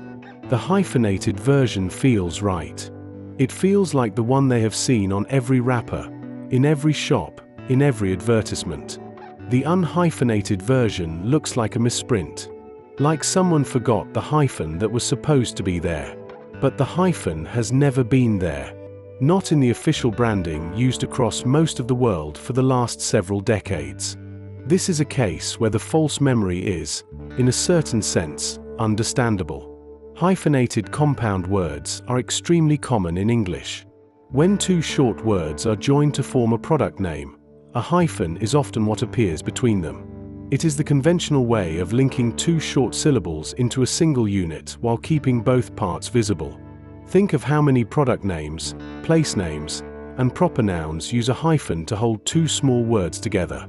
The brain has absorbed this pattern across thousands of encounters. When it sees Kit Kat, a compound name made of two short, familiar syllables, it applies the pattern it knows.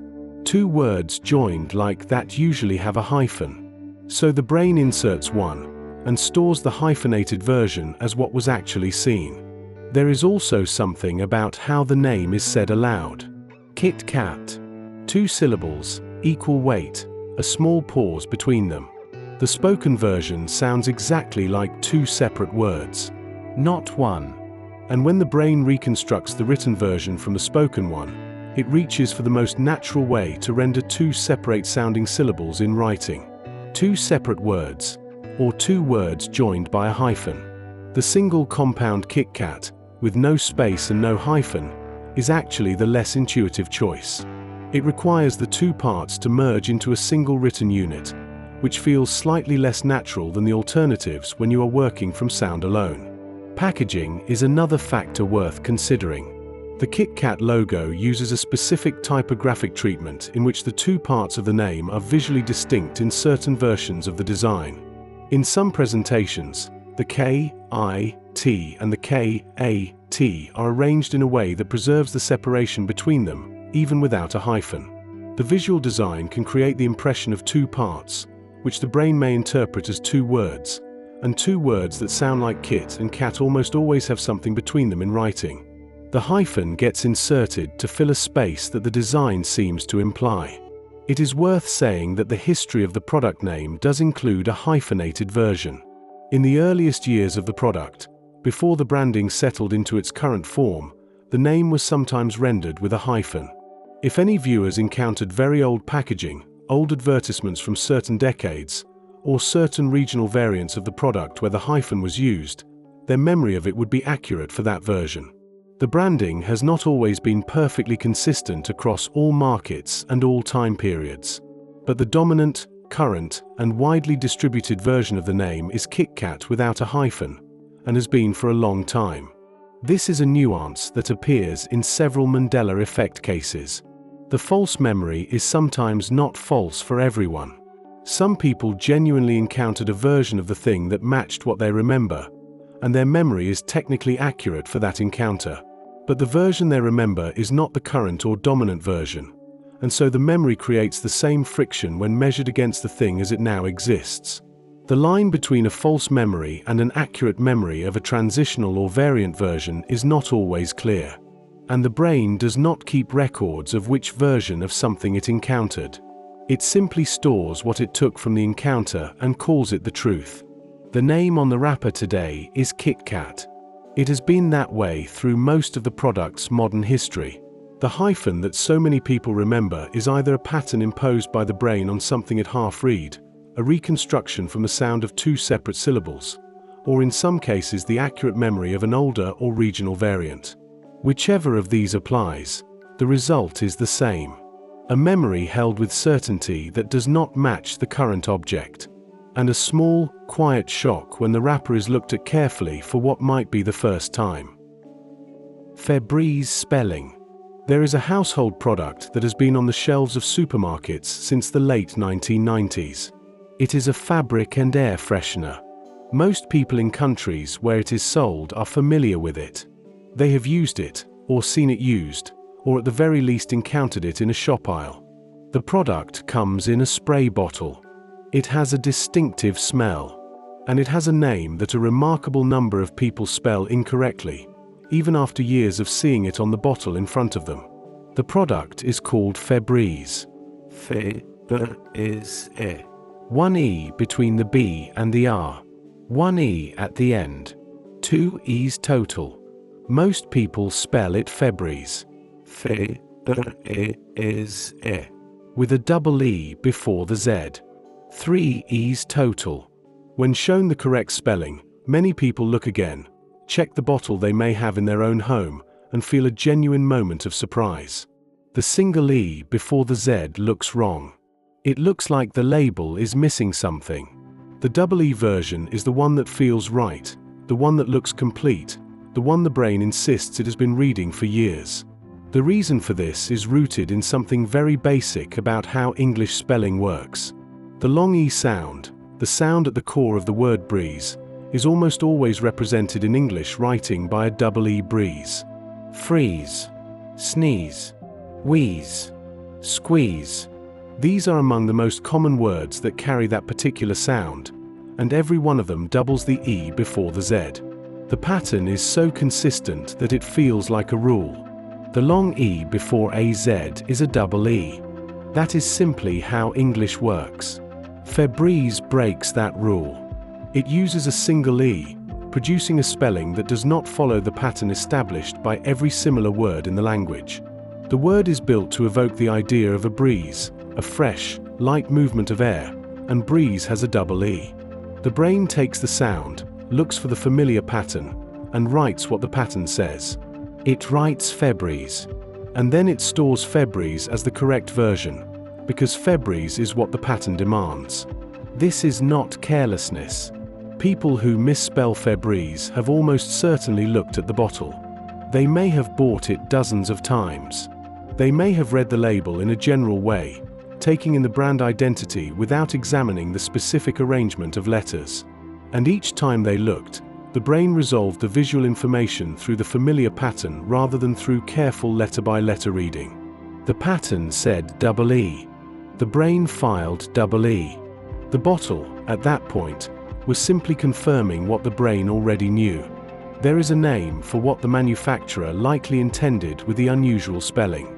Brand names frequently use unconventional orthography as a deliberate strategy. A word spelled slightly differently from its expected form is easier to trademark. It stands out. It can be protected as a unique identity in a way that a common word or conventional spelling cannot. Febreze the brand is distinct from phase, or freeze, or any other ordinary word, precisely because the spelling is not quite right by the standards of ordinary English. The strangeness is a feature, not an accident. But from the consumer's perspective, the strangeness is invisible. The brain does not process the label as a legal document requiring precise attention to every character. It processes it as a familiar object that needs only to be recognized, not read. Recognition is fast and efficient. It does not require accuracy. It requires only enough visual information to trigger the right category. And the category is triggered by the general shape of the word, the starting letters, the ending sound, the overall feel. The specific arrangement of E's in the middle is not part of what triggers recognition. It is processed and discarded. So the correct spelling sits on the bottle, year after year, and the brain continues to file it under the wrong letters. Not because the brain is failing, because the brain is doing exactly what it has been trained to do. Applying the patterns of the language to incoming information and producing the most likely version. The most likely version of a word that sounds like breeze and starts with February is Febreze. The actual version is Febreze. And the distance between those two is just wide enough for the false memory to live in, quietly, for as long as the product stays on the shelf. The bottle says Febreze. It has always said Febreze. And the next time most people pick it up, they will read it exactly as their brain expects, which is to say, they will read it slightly wrong and feel completely certain they are right. Houston, we have a problem. There are some phrases so deeply embedded in the culture that they no longer belong to the events that produced them. They have become their own things. Quotable, repeatable, detached from their original context and passed from person to person as shared shorthand for a particular kind of situation. The phrase used when something has gone wrong. The phrase that signals a crisis, spoken with a kind of dry calm that makes the understatement land harder than any alarm would. Most people know the phrase. Houston, we have a problem. They know it came from the Apollo space program. They know it was said by an astronaut in space during a real emergency. They know the mission was Apollo 13. And they know the exact words, because the words are among the most quoted in the history of space exploration. Except the words are not quite right. What was actually said during the Apollo 13 mission on April 13, 1970, was, Houston, we've had a problem. Past tense. We've had. Not we have. Not the present tense version that everyone quotes. The transmission was made by astronaut Jack Swigert, and then repeated by Jim Lovell when Mission Control asked for clarification. Both used the past tense. We've had a problem. The problem had already occurred. They were reporting it. They were not announcing it in real time as it was happening. They were describing something that had just happened to the spacecraft a moment earlier, and using the tense that reflected that. The present tense version, we have a problem, does not come from the mission. It comes from the 1995 film Apollo 13, directed by Ron Howard and starring Tom Hanks as Jim Lovell. In the film, the line is delivered in the present tense. Have, not had. And the film was watched by enormously more people than ever listened to the original mission recordings. The film version entered the culture with enormous force, was quoted constantly, and became the version most people think of when they think of the event. This is one of the cleaner examples of how a dramatic retelling can overwrite the historical record in collective memory. The original is accurate but less cinematic. We've had a problem is the language of a report, precise and slightly bureaucratic. We have a problem is immediate, urgent, present. It sounds more like what you would say in a crisis. It sounds more like what a film character would say. And so it feels more real, even though it is the fictional version. The mechanism here is not the same as in the spelling or visual cases. There is no pattern completion happening, no expectation imposed on a briefly glimpsed word. This is something different. This is the way a more emotionally vivid or dramatically compelling version of an event can displace a less vivid, accurate one in memory. The film version feels true because it feels right for the moment. It has the energy the moment deserves. And energy, it turns out, is one of the things the brain uses to decide which version to store.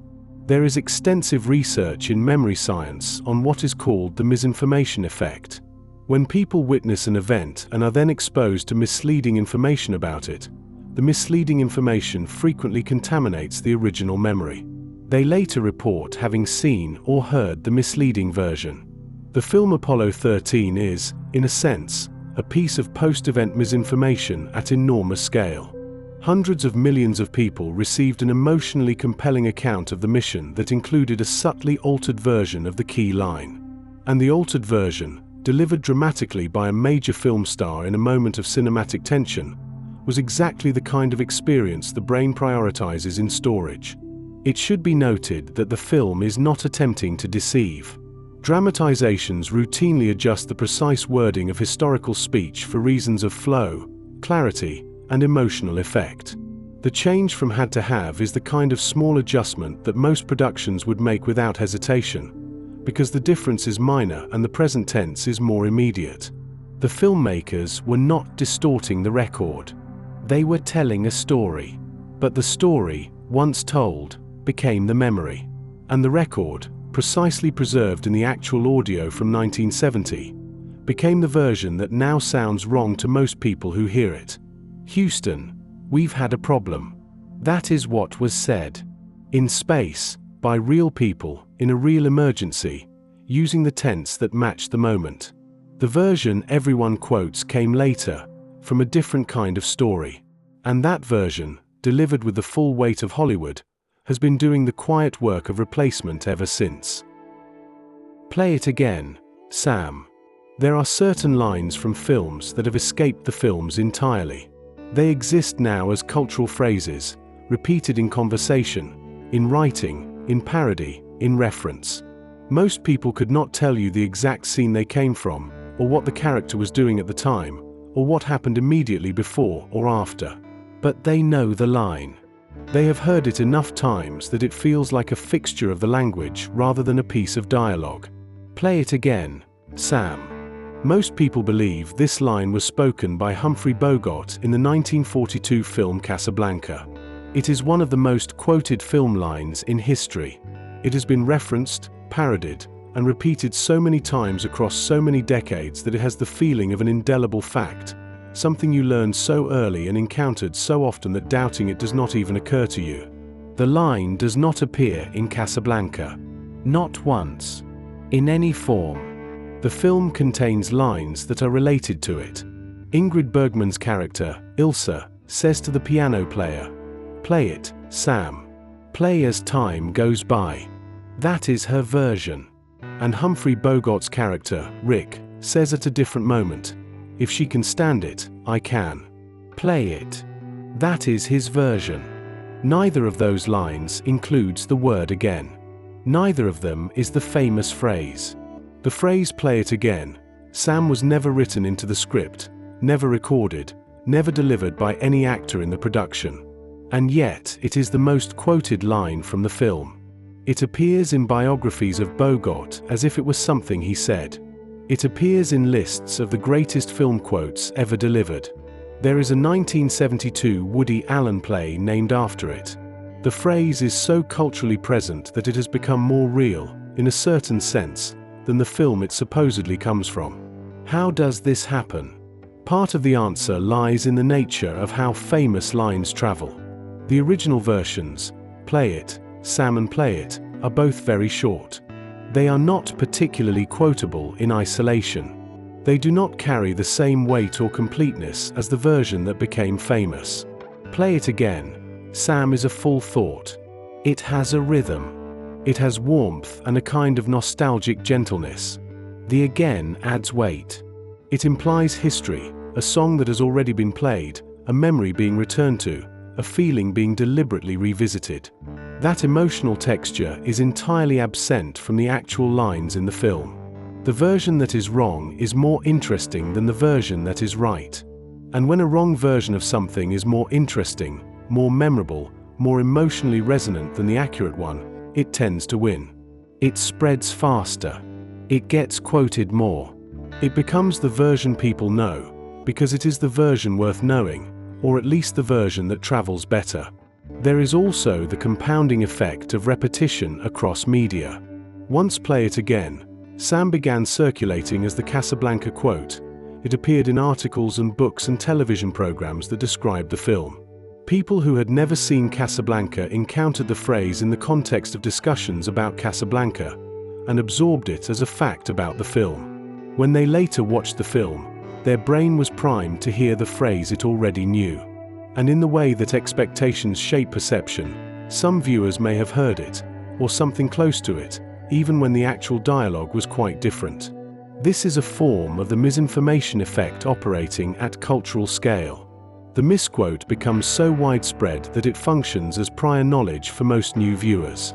The prior knowledge shapes what is heard and what is remembered from the viewing. And the memory of the viewing confirms the prior knowledge, which was wrong from the beginning. The film Casablanca has been seen by an enormous number of people over more than 80 years. It has been studied, analyzed, celebrated, and written about in extraordinary detail. And still, the most widely known line from it was never in it. The script is available. The film can be watched at any time. The evidence that the line does not appear is entirely accessible. And yet the line persists, quoted with confidence, attributed with certainty, treated as one of the definitive things that Humphrey Bogart said. He never said it. Play it again, Sam. It was never written, never performed, never heard in a cinema or a living room from the film itself. What was said was simpler and less memorable, and so the simpler version was quietly replaced by the version that deserved to have been said. And the deserved version became the remembered version, which is perhaps the most human thing about all of this. Forrest Gump's Box of Chocolates. There is a film from 1994 that produced one of the most widely repeated quotes in the history of American cinema. The film is Forrest Gump. The quote is about life and chocolate. And almost everyone who knows it remembers it slightly wrong. Most people quote it as, "Life is like a box of chocolates. You never know what you're gonna get." The actual line, as spoken in the film by Tom Hanks as Forrest Gump, is, "Life was like a box of chocolates. You never know what you're gonna get." Was. Past tense. Not is. Was. The difference is small. A single letter. And yet it is not a trivial one. The tense changes the meaning in a quiet but real way. Is places the observation in the present. It makes it a general truth, a universal statement about life applicable to anyone at any time. Was locates it in Forrest's past, something his mama told him, something he is remembering rather than declaring. The quote, in the film, is not a piece of philosophy offered to the audience. It is a memory. Forrest is telling us what his mother used to say. The present tense version feels more like a proverb. It has the sound of something meant to apply broadly, to be passed along, to function as wisdom. And that is exactly how it has been treated. It appears on posters and greeting cards, in motivational contexts, quoted in speeches and articles and social media posts as a general piece of life advice. In all of those contexts, the present tense is the only tense that makes sense. You would not put was on a poster. Was implies that it no longer applies. Is says it is always true. So the quote has been adjusted, quietly and probably without anyone deciding to adjust it, to fit the purposes it has been asked to serve. It became a proverb, and proverbs use the present tense, and so the present tense is what survived in circulation. There is an additional layer to this particular case. The quote, as most people know, it is not entirely wrong even by the standards of the film. Earlier in the film, before the scene at the bus stop, there is a moment where Forrest does use the present tense. He says, "Mama always said life is like a box of chocolates." That version exists. It is in the film. So the is version is not purely a fabrication. It is, in a sense, a composite memory drawn from two different moments in the same film, with the more grammatically satisfying version winning out. This is a common feature of how memories of extended narratives form. We do not remember films the way a recording preserves them. We remember impressions, themes, emotional highlights, and lines that carried particular weight. When a line appears in more than one version across a film, the brain tends to consolidate them into a single version and then stores that consolidated version as what was said. The consolidation is not random. It favors the version that is most quotable, most complete, most suited to the purposes the memory will eventually serve. The bus stop scene, where the past tense version appears, is the more famous scene. It is the one that opens the film. It is the one with Forrest speaking to a stranger, with the feather floating in the wind, with the gentle cadence of the narration. It is the scene most people picture when they think of the film. And from that scene, they remember the line. But the line they remember carries the is from the earlier version, because is what travels better. What makes this case worth sitting with is what it reveals about the relationship between memory and use. We do not only store experiences passively, we also reshape them in service of how we intend to use them. A line that you plan to quote to someone, or write in a card, or use as a caption, gets unconsciously adjusted toward the form that will work best in that context. The adjustment happens before you are aware of it, and by the time you retrieve the line, the adjusted version is the memory.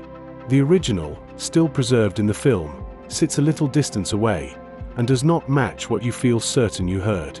Life was like a box of chocolates. That is what Forrest says, in the scene that everyone remembers. The line his mother gave him, offered now to strangers at a bus stop, from a place of looking back rather than looking forward. It is a past tense memory about what life had been, held by a man who experienced more of it than most.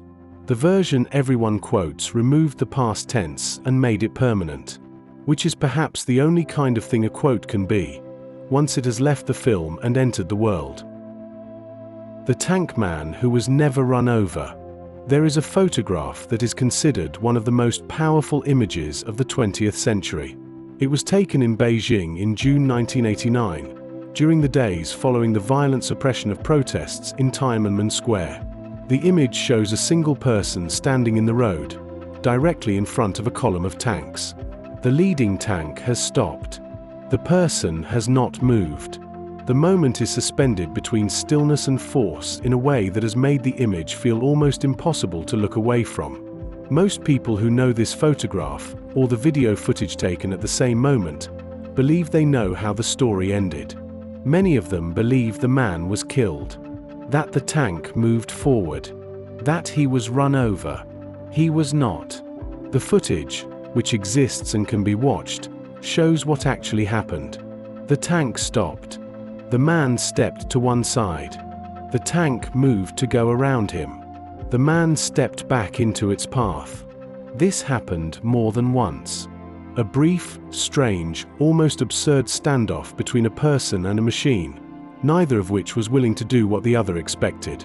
Eventually, bystanders pulled the man away from the road. The tank column moved on. The man disappeared into the crowd and has never been definitively identified. He survived the encounter. The tank did not run him over.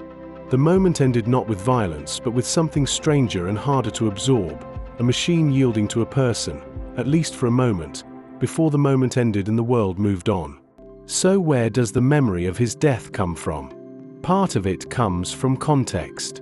The photograph exists within the broader context of Tiananmen Square, where a great deal of violence did occur. Hundreds, and possibly thousands, of people were killed in the days surrounding that image. The protests were crushed. The scale of what happened was enormous and brutal. When the brain places the tank man image within that context, the outcome it expects is consistent with the surrounding events. The protests ended in death. The image is of someone who appears to be facing death. The brain completes the narrative in the way the context suggests. There is also something about the visual logic of the image itself. A person standing in front of a tank. The person is small. The tank is enormous. The power differential is absolute and obvious. Every instinct the brain has about physical force and consequence says that the tank wins. That is how the world works. That is what force does to people who stand in its way. The image looks like a last moment, and so the brain stores it as one. The footage that shows what actually happened is less widely circulated than the photograph. The photograph became the iconic image. The photograph is still. It captures the confrontation without resolving it. The video resolves it, but fewer people sought out the video, and even among those who saw it, the stillness of the photograph may have left a stronger impression than the movement of the footage. The brain can hold a photograph in a way it cannot quite hold a video. The photograph becomes the memory, and the photograph shows a man in front of a tank, which reads, given everything around it, as a man who is about to die. There is also the matter of what happened to the man afterward. His identity has never been established with certainty. What became of him after the bystanders pulled him from the road is not publicly known. In the absence of any confirmed survival, the default assumption has often been the darker one. People do not know he survived, so they assume he did not. The silence around his fate has been filled with the conclusion that the context makes most logical, which is death, even though the footage shows something different. This case is distinct from many others in the Mandela Effect because it involves not a misquotation or a spelling error, but the outcome of a real, documented, historically significant event. The false memory is not about the name of a cartoon or the lyrics of a song. It is about whether a person lived or died. And the stakes of that kind of error are of a different order entirely. The man in the photograph stood in front of a tank and the tank stopped. That is what happened. That is what the footage shows. It is one of the strangest and most quietly extraordinary things captured on film in the 20th century. Not because it ended in tragedy, but because, for a moment, it did not. A person stood in the road and a machine yielded, and then the moment ended, and the person was gone, and the photograph remained to be misremembered by the world. Dolly's braces in Moonraker. There is a James Bond film from 1979 called Moonraker. It is one of the more extravagant entries in the series, set partly in space, featuring a villain with an elaborate plan and an enormous recurring henchman who became one of the most memorable characters in the franchise. The henchman is called Jaws. He is large, largely silent, and has a set of metal teeth capable of biting through almost anything. He appeared first in The Spy Who Loved Me in 1977 and returned for Moonraker 2 years later. In Moonraker, Jaws meets a woman. Her name is Dolly. She is small and blonde and cheerful, and the two of them share a moment of recognition, a kind of love at first sight played for gentle comedy against the contrast of their sizes. It is a warmly remembered scene by people who watched the film. And a very large number of those people remember Dolly as having metal braces on her teeth. She does not. In the film, Dolly smiles at Jaws, and she has ordinary teeth. No metal. No braces. Nothing that mirrors his. The comedy of the moment comes from something else, from the contrast between them, from the improbability of their connection, from the sweetness of it. Her teeth are not part of the joke. Her teeth are not mentioned or highlighted in any way. And yet the memory of metal braces is held by a significant number of viewers with complete confidence. Many of them would have said, before being corrected, that the braces were the whole point of the scene. That the joke was the matching teeth. That two people with metal mouths found each other in the middle of a Bond film and that was the gag. The joke as people remember it is funnier than the joke in the film. And the joke as people remember it makes a very specific kind of sense. This is perhaps the cleanest example in this entire series of what is sometimes called a confabulation. Not a misreading of something briefly seen, not a homophone replacing a spelling, not a film version overwriting a historical record. This is the brain completing a joke that was not quite finished.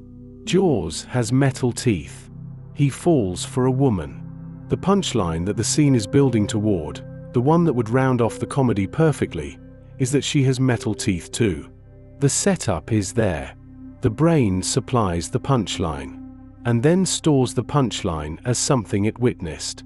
The scene in the film is sweet but somewhat underdeveloped as a comedic payoff. It relies on the viewer finding the pairing funny in itself, without an explicit visual gag to underline it. The braces version would have been more explicit, more satisfying, more complete. And completeness is something the brain consistently reaches for when it encounters a narrative that feels like it should resolve in a particular way. There is a useful term for what happened here. Schema-driven memory. A schema is a mental framework, a template for how things go. Romantic comedies have certain shapes.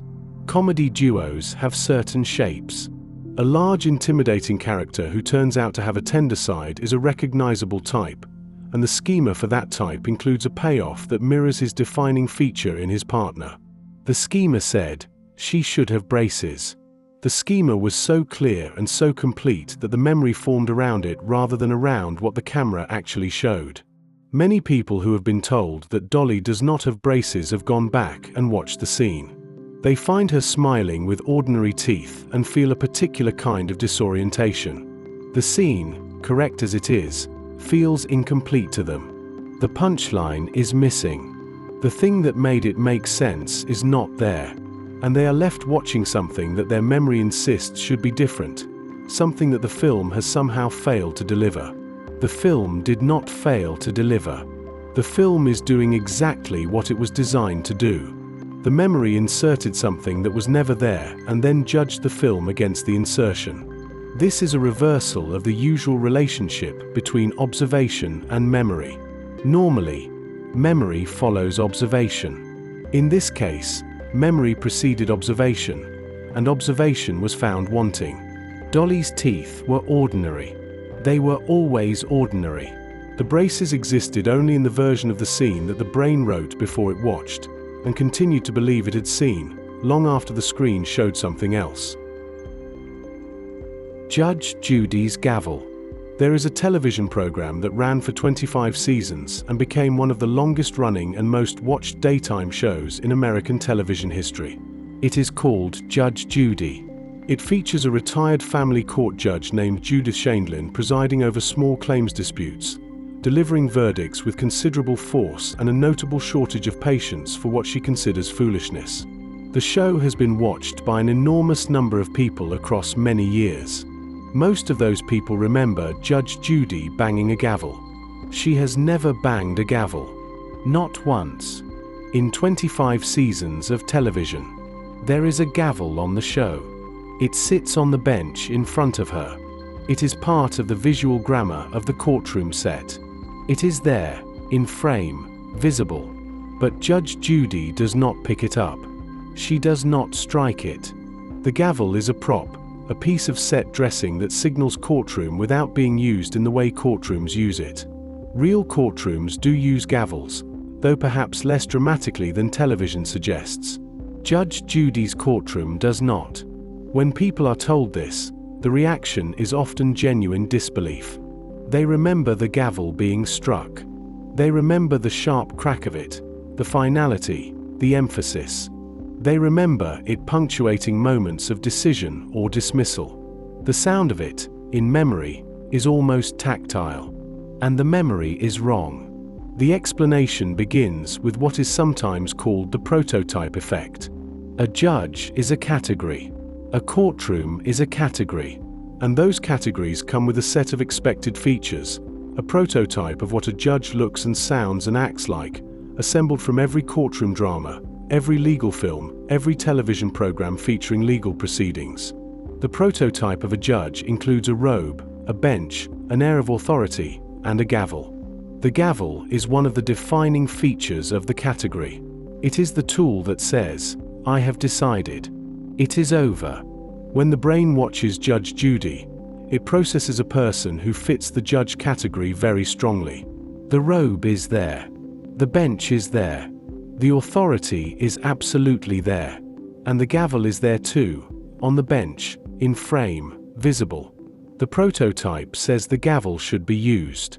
The brain, watching a scene that fits the judge schema so completely in every other way, supplies the use.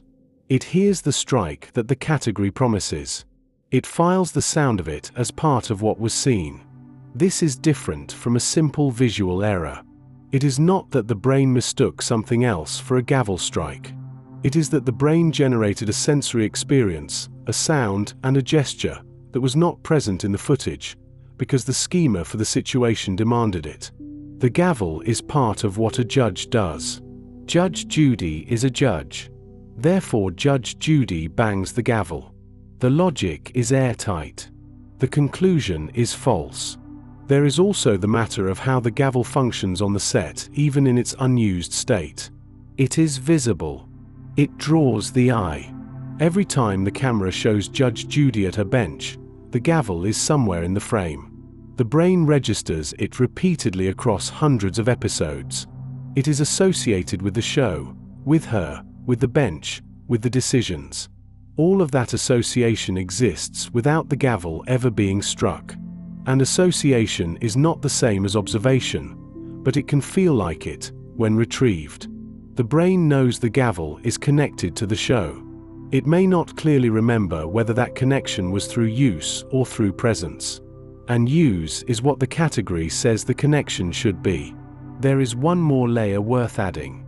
Other courtroom shows and programs do use gavels. The genre norm is the striking of the gavel. Judge Judy is surrounded, in the viewer's experience, by other legal dramas where the gavel is used constantly and dramatically.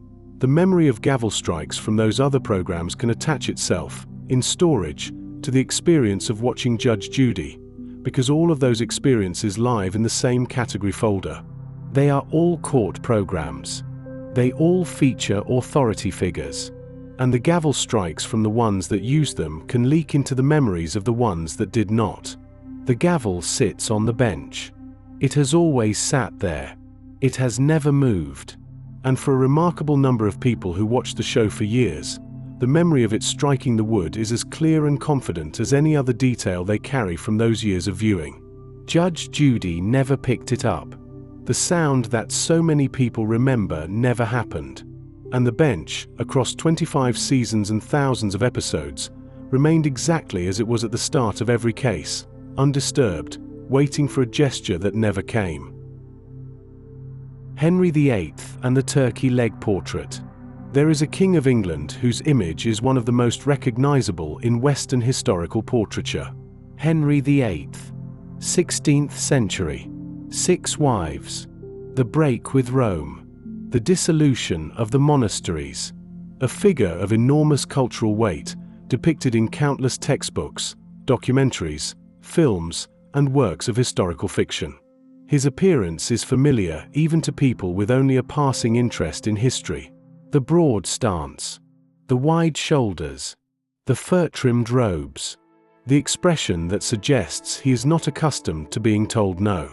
And in the memory of a very large number of people, his hand is raised, holding a turkey leg. There is no such portrait. The most famous image of Henry VIII was painted by Hans Holbein the Younger in 1537. It shows the king standing in a commanding posture, his hands clasped or resting, his gaze directed forward. There is no food. There is no turkey leg. There is nothing in his hands at all in most versions of this image. The portrait is about power and presence, not appetite. No painting from the Tudor period, or from any period, shows Henry holding a turkey leg in the way that millions of people remember. The image does not exist. It has never existed. And yet it feels, to many people, like one of the most specific and vivid historical images they carry. The turkey leg is doing a very particular kind of work in this false memory. It is not just a random object. It is a symbol. It carries a whole set of associations about excess, about royal indulgence, about the particular kind of power that expresses itself through appetite and abundance. A king who eats enormously in front of you is demonstrating something. He is demonstrating that he can, that the world provides for him in quantities that others cannot imagine. The turkey leg, in the hand of a powerful man, is a visual shorthand for a particular kind of medieval and early modern kingship. Henry VIII is strongly associated with that kind of excess. The historical record does support a picture of a man who ate and drank substantially, who lived on a grand scale, whose later life was marked by significant physical changes consistent with a very rich diet and restricted movement. The association between Henry and appetite is not baseless. It is grounded in real history. But the portrait that would make the association visual, the image that would show the king actually holding the food, was never painted. What was painted was a king in full control of his presentation, dressed for authority, composed for power. Holbein was creating propaganda as much as portraiture. The image was designed to project invincibility and command. A turkey leg would have undermined that. It would have been too informal, too domestic, too much like a man at a table rather than a ruler of nations. So how did the turkey leg end up in so many people's memories of this portrait? Part of the answer lies in popular culture's handling of historical figures. Henry VIII has appeared in plays, films, television series, and comedic depictions for centuries. Many of those depictions lean into the excess, into the eating, into the physicality. Productions set in his court often show banquets. Characters in his court often eat. And the image that gets used to signal Henry-ness in a caricature or a comedic context is frequently a large man holding large food. The turkey leg becomes the shorthand. It appears in cartoons, in satirical drawings, in theatrical posters. It accumulates as a visual association even though it never appeared in any actual portrait of the man. The brain then fuses the association with the portrait. The portrait is the historical image. The turkey leg is the historical symbol. Both belong to Henry. And so they belong together. The memory that forms places the turkey leg in the hand of the figure in the portrait, because that is where the logic of association says it should go. This is a case where a cultural stereotype, built up over centuries of artistic and comedic exaggeration, has retroactively inserted itself into a historical image. The original image survives. It is in museums and books and easily available. But the version most people carry is the amended one, complete with the detail that the original never contained, added by the accumulated weight of every caricature, every comedy sketch, every dramatized banquet that used Turkey-leg and Henry as a package deal. Henry VIII holds nothing. He stands with his hands where Holbein placed them, dressed for authority, looking forward. The turkey leg is somewhere in the long tradition of how he has been imagined and satirized and exaggerated. But it is not in the painting. It was never in the painting. And the painting, in its museums and its reproductions, continues to show exactly what was put there in 1537, without the addition that so many people are certain they remember. Billy Graham's televised funeral. There is a phenomenon at the heart of the Mandela Effect that is stranger than misremembered spellings and misquoted films. It is the memory of a death that did not happen. The memory of mourning someone who was still alive. The memory of watching a funeral for a person who would go on living for years after the funeral was remembered. This is the Billy Graham case. Billy Graham was an American evangelist, one of the most prominent Christian ministers of the 20th century. He preached to more people than perhaps any other individual in history, filling stadiums across the world over a career that spanned more than 6 decades. He counseled American presidents. He was a figure of enormous visibility and cultural weight in the United States and in many other countries.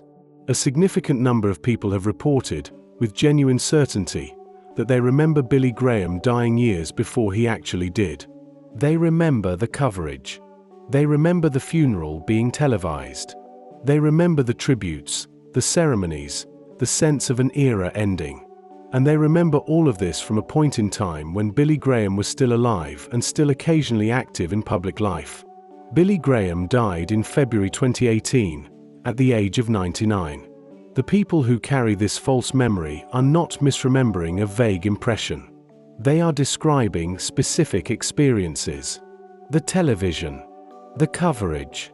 The feeling of watching history move.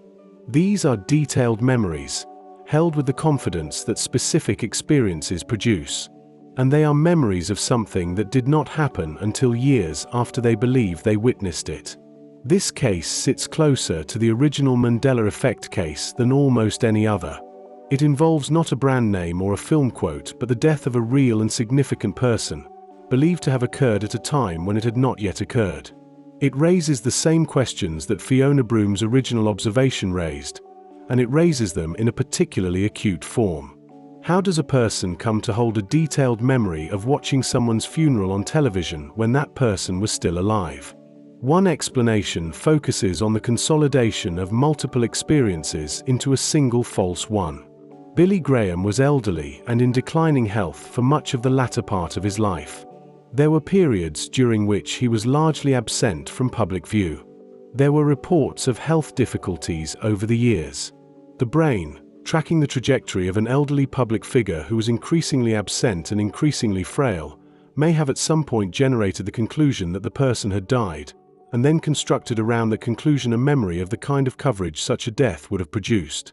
Another explanation looks at the role of other deaths in producing false memories.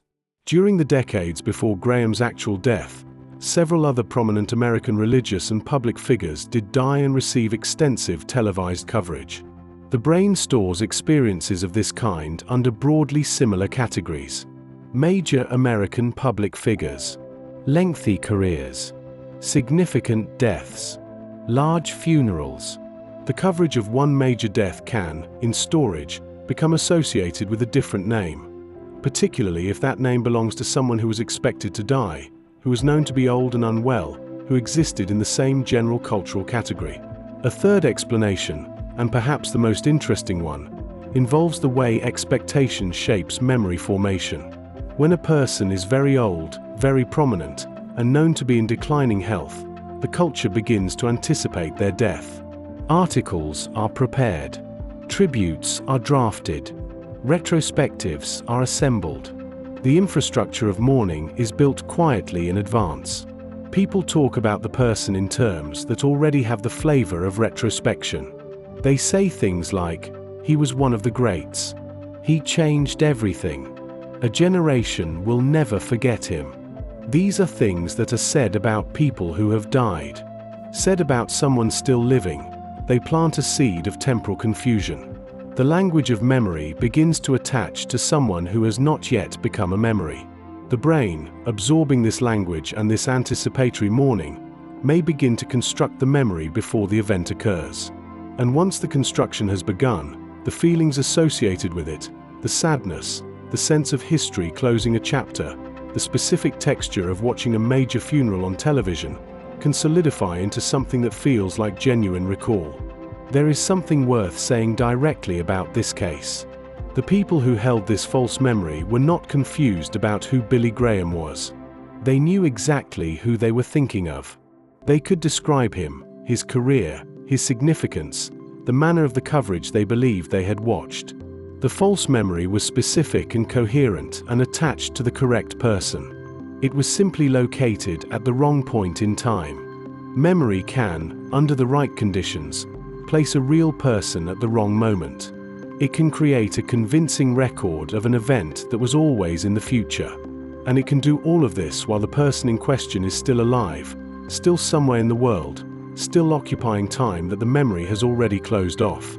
The Billy Graham case is, in the end, the Mandela Effect in its purest form. Not a letter out of place. Not a word misheard. A life, remembered as already over, belonging to a man who continued living while the memory of his death was being held by thousands of people who were certain they had witnessed it. Billy Graham died in 2018. He was 99 years old. The actual death, when it came, was covered extensively. And for many of the people who carried the false memory, the real event arrived not as a correction but as a confirmation, reinforcing something they already believed they had experienced years before, rather than replacing it with the truth. Mr. Rogers' Neighborhood Intro. There is a children's television program that holds a particular place in the memory of anyone who grew up watching it. Mr. Rogers' Neighborhood ran on American public television for more than 30 years. Its host, Fred Rogers, spoke to children with a gentleness and a seriousness that was unusual in television and that many people still describe as one of the most comforting presences of their childhoods. He put on a cardigan at the start of every episode. He changed into his shoes. He spoke directly to the camera with the steady, unhurried attention of someone who had nowhere else to be and no one else they would rather be talking to. And at the beginning of each episode, he sang. Most people who remember the program remember the opening line of that song as, "It's a beautiful day in the neighborhood." The actual line is, "It's a beautiful day in this neighborhood." This, not the. A single word, in a gentle song heard hundreds of times by millions of children, and a very large number of those children have been carrying the wrong version ever since. The difference is quiet but real. The introduces a place as if it already exists in shared knowledge between the speaker and the listener, as if both parties know which neighborhood is meant. This introduces a place as if the speaker is pointing to it right now, gesturing toward the specific location they are standing in at this particular moment. This neighborhood, the one I am in, the one I am inviting you into, the one that is mine, and now yours too. Mr. Rogers was always inviting the viewer into a specific, present, close place. The this was intentional. It was warm and immediate and physically located in a way that there would not have been. There was general and generic, a descriptor. This was a gesture, a pointed finger, an act of sharing. But the brain, hearing a song it associates with warmth and familiarity, processes it through the template of how that kind of line tends to go. And in English, the more common formulation in a song or a greeting is the definite article in that context sounds complete and natural. This sounds like a pointed gesture, and gestures in songs are slightly less common than declarations. So the this gets replaced by the quietly in the place where the brain stores the song. And then the stored version is what gets retrieved when the song is remembered, hummed, and quoted. There is also the matter of how the song was absorbed in the first place. Most children watching the program were not attending to the lyrics as text. They were absorbing the feeling of the song, the tempo, the warmth, the sense of arrival it signaled. By the time the first line was finished, the episode had begun and attention had moved on to what Mr. Rogers was doing and saying. The opening words were processed quickly and tagged as belonging to the opening theme category, not carefully stored as a sequence of specific syllables. And when the specific syllables are later reconstructed, they come from the category template rather than from the actual recording. The template for an opening song that establishes a warm and welcoming domestic scene says and so the is what comes back. It is worth considering what this particular error reveals about the relationship between a word and the feeling it carries. Fred Rogers chose this because he was not making a general statement. He was not saying that neighborhoods in principle are beautiful. He was saying that the specific, present, particular place he was standing in was beautiful. The word carried the weight of presence. It said, I am here. You are here. This is happening now, between us, in this place. When that word is replaced by the in memory, something is lost. Not the beauty, not the warmth, but the specificity. The feeling of being addressed directly, in a particular moment, from a particular place. There becomes a declaration. This is an invitation. And the invitation is the thing the program was always offering, gently, every single episode, to every child who happened to be watching. Fred Rogers meant this, and that this was part of how he meant it. We tend to assume that the things we love most are the things we know best, that the songs we have heard hundreds of times are stored accurately down to every syllable. But familiarity does not produce accuracy. It produces fluency, a smooth and effortless retrieval that bypasses careful examination. And in that fluency, the small specific word that made the song most itself was quietly replaced by the word the category expected. The song has been available to listen to for decades. The correct lyric can be confirmed in moments. And still, when people who grew up with the program think of it, the version that surfaces first is usually the not this. There is one more layer worth adding to the this versus the question, and it connects to something important about how warmth and precision coexist in memory. We tend to assume that the things we love most are the things we know best, that the songs we have heard hundreds of times are stored accurately, down to every syllable. But familiarity does not produce accuracy. It produces fluency, a smooth and effortless retrieval that bypasses careful examination. The song that plays in memory when we think of Mr. Rogers is not a recording. It is a reconstruction, assembled from impressions and patterns and the category of things that feeling belongs to. And in that reconstruction, the small specific word that made the song most itself, the word that pointed rather than declared, the word that said this place rather than the neighborhood in general, was quietly replaced by the word the category expected. The and is there. The neighborhood is there. The specific word in between, The one that made the sentence most personal and most immediate is the one that did not make it through the reconstruction intact. The Volkswagen logo gap. There is a car manufacturer whose logo is one of the most recognized symbols in the world. Volkswagen. The circular badge with a V above a W, enclosed in a ring. It appears on the front and back of millions of vehicles driven on every continent. It appears in advertising, in showrooms, on key fobs and wheel covers and promotional material of every kind. Most people have seen it thousands of times over the course of their lives. And a significant number of those people remember a gap in it. A separation between the V and the W. A small space where the two letters are divided before they meet. A logo that looks, in memory, like the V and the W are two distinct elements sitting in the same circle rather than one continuous mark. The actual Volkswagen logo has no such gap. The V and the W connect. They share a line. The bottom point of the V meets the top of the W without any space between them. It is a single unified mark, not two letters placed side by side. When people are shown the correct logo and told there is no gap, many of them look at it carefully and still feel uncertain. The connected version looks almost right but slightly unfamiliar. The version with the gap, which exists nowhere except in memory, is the one that feels like the one they have been seeing all along. The explanation begins with the nature of reading letters. V and W are two distinct characters in the alphabet. The brain has encountered them separately, in text, thousands of times before it ever looked carefully at a car logo. When the logo is processed, the brain reads the letters as letters first. And letters have gaps between them. Words have spacing. The alphabet is a sequence of distinct units, and the units do not normally merge into each other without a visible boundary. The VW logo does merge them. The design choice is deliberate and elegant. By connecting the letters, the logo creates a monogram, a unified symbol rather than an abbreviation. But the brain, processing it quickly and reading it as text, applies the rules of text to it. Letters have spaces between them. Therefore, these letters have a space. The space is inserted by the reading system rather than observed in the design. There is also the matter of the ring that surrounds the letters.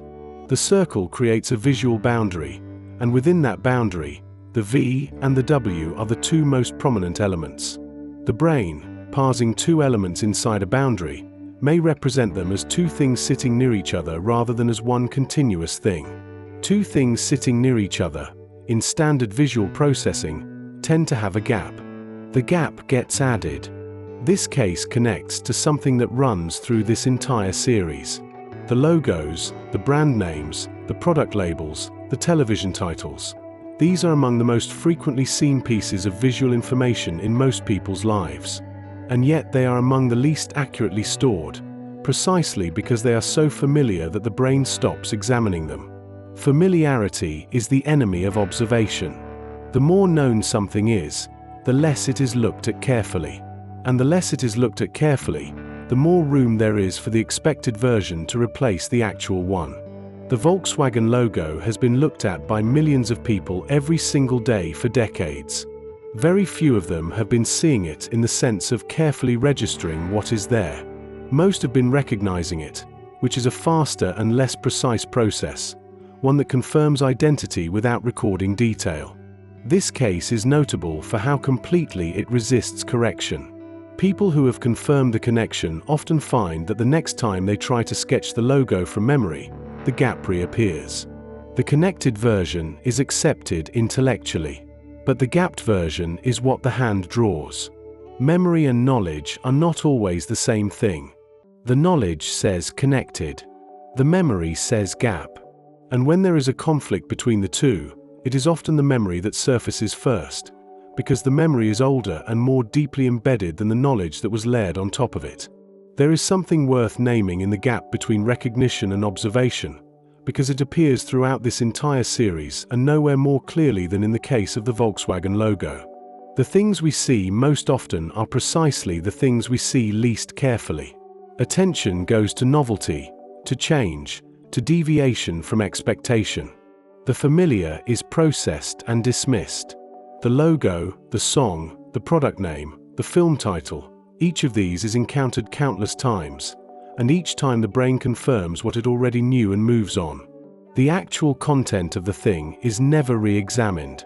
The brand name is never really read. The logo is never really looked at. And without re-examination, the version stored on the first encounter, the version shaped by expectation and category and the rules of how letters relate to each other in text, is the one that stays. It persists unchanged across thousands of subsequent encounters, because none of those encounters required the brain to do anything other than confirm what it already knew. The correct version sits in plain view, always available, never quite seen. And the version the brain stored on the first careless pass continues to be the version it returns to every single time. The V and the W touch. They have always touched. The connection is right there, on every car, in every showroom, on every key in every pocket. And for a remarkable number of people, the touch has never quite registered. Pikachu's black tail tip. There is a small yellow creature that has become one of the most recognized fictional characters on the planet. Pikachu, the mascot of the Pokemon franchise. Lightning bolt tail, red cheeks, large dark eyes, an expression that manages to be both friendly and slightly electric. The character has appeared on trading cards, in video games, in an animated series, in films, in merchandise of every conceivable kind, for nearly 30 years. Most people who grew up in the 1990s or 2000s in a country where Pokemon was popular have some relationship with this character. Millions of those people are certain that the tip of Pikachu's tail is black. A small dark mark at the end of the lightning bolt shape, a detail that feels so specific and so visually logical that doubting it does not occur to most people. Pikachu's tail has no black tip. The tail is yellow, fully yellow, the same color as the rest of the body. There is no dark marking at the end. There never has been. When this is pointed out, the reaction is often a particular kind of disbelief. Not the mild surprise of a spelling error, but something more visceral. People feel certain. They have drawn Pikachu. They have colored Pikachu. They have watched Pikachu move across television screens and cinema screens and the small screens of handheld game consoles for years. And what it looks like, in their memory, has a black tip at the end of the tail. The confusion likely originates with Pikachu's ears. The ears do have black tips. The top portion of each ear is dark, contrasting clearly with the yellow of the rest. This is one of the character's defining visual features, present in every rendering, every piece of official art, every animation frame across 30 years of the franchise. The black ear tips are real, clearly visible, and among the most recognizable elements of the design. The brain, building its model of Pikachu, registers the ears with their black tips. It notes the pattern, yellow body, black at the extremities, and then it applies that pattern to the other prominent extremity. The tail is at the end of the body, just as the ears are at the top. The ears have black tips. The tail, by the logic of the pattern, should also have a black tip. The brain completes the symmetry, stores the completed version, and the completed version becomes the memory of the character. This is pattern completion working at the level of visual design rather than text or sound. Fan art and informal drawings of the character frequently include the black tail tip, because the artists are drawing from the same false memory that most people carry. The false detail accumulates across many sources and becomes the dominant version in experience, even if it is not the version in the original design. The people who carry the error pass it on through their own representations.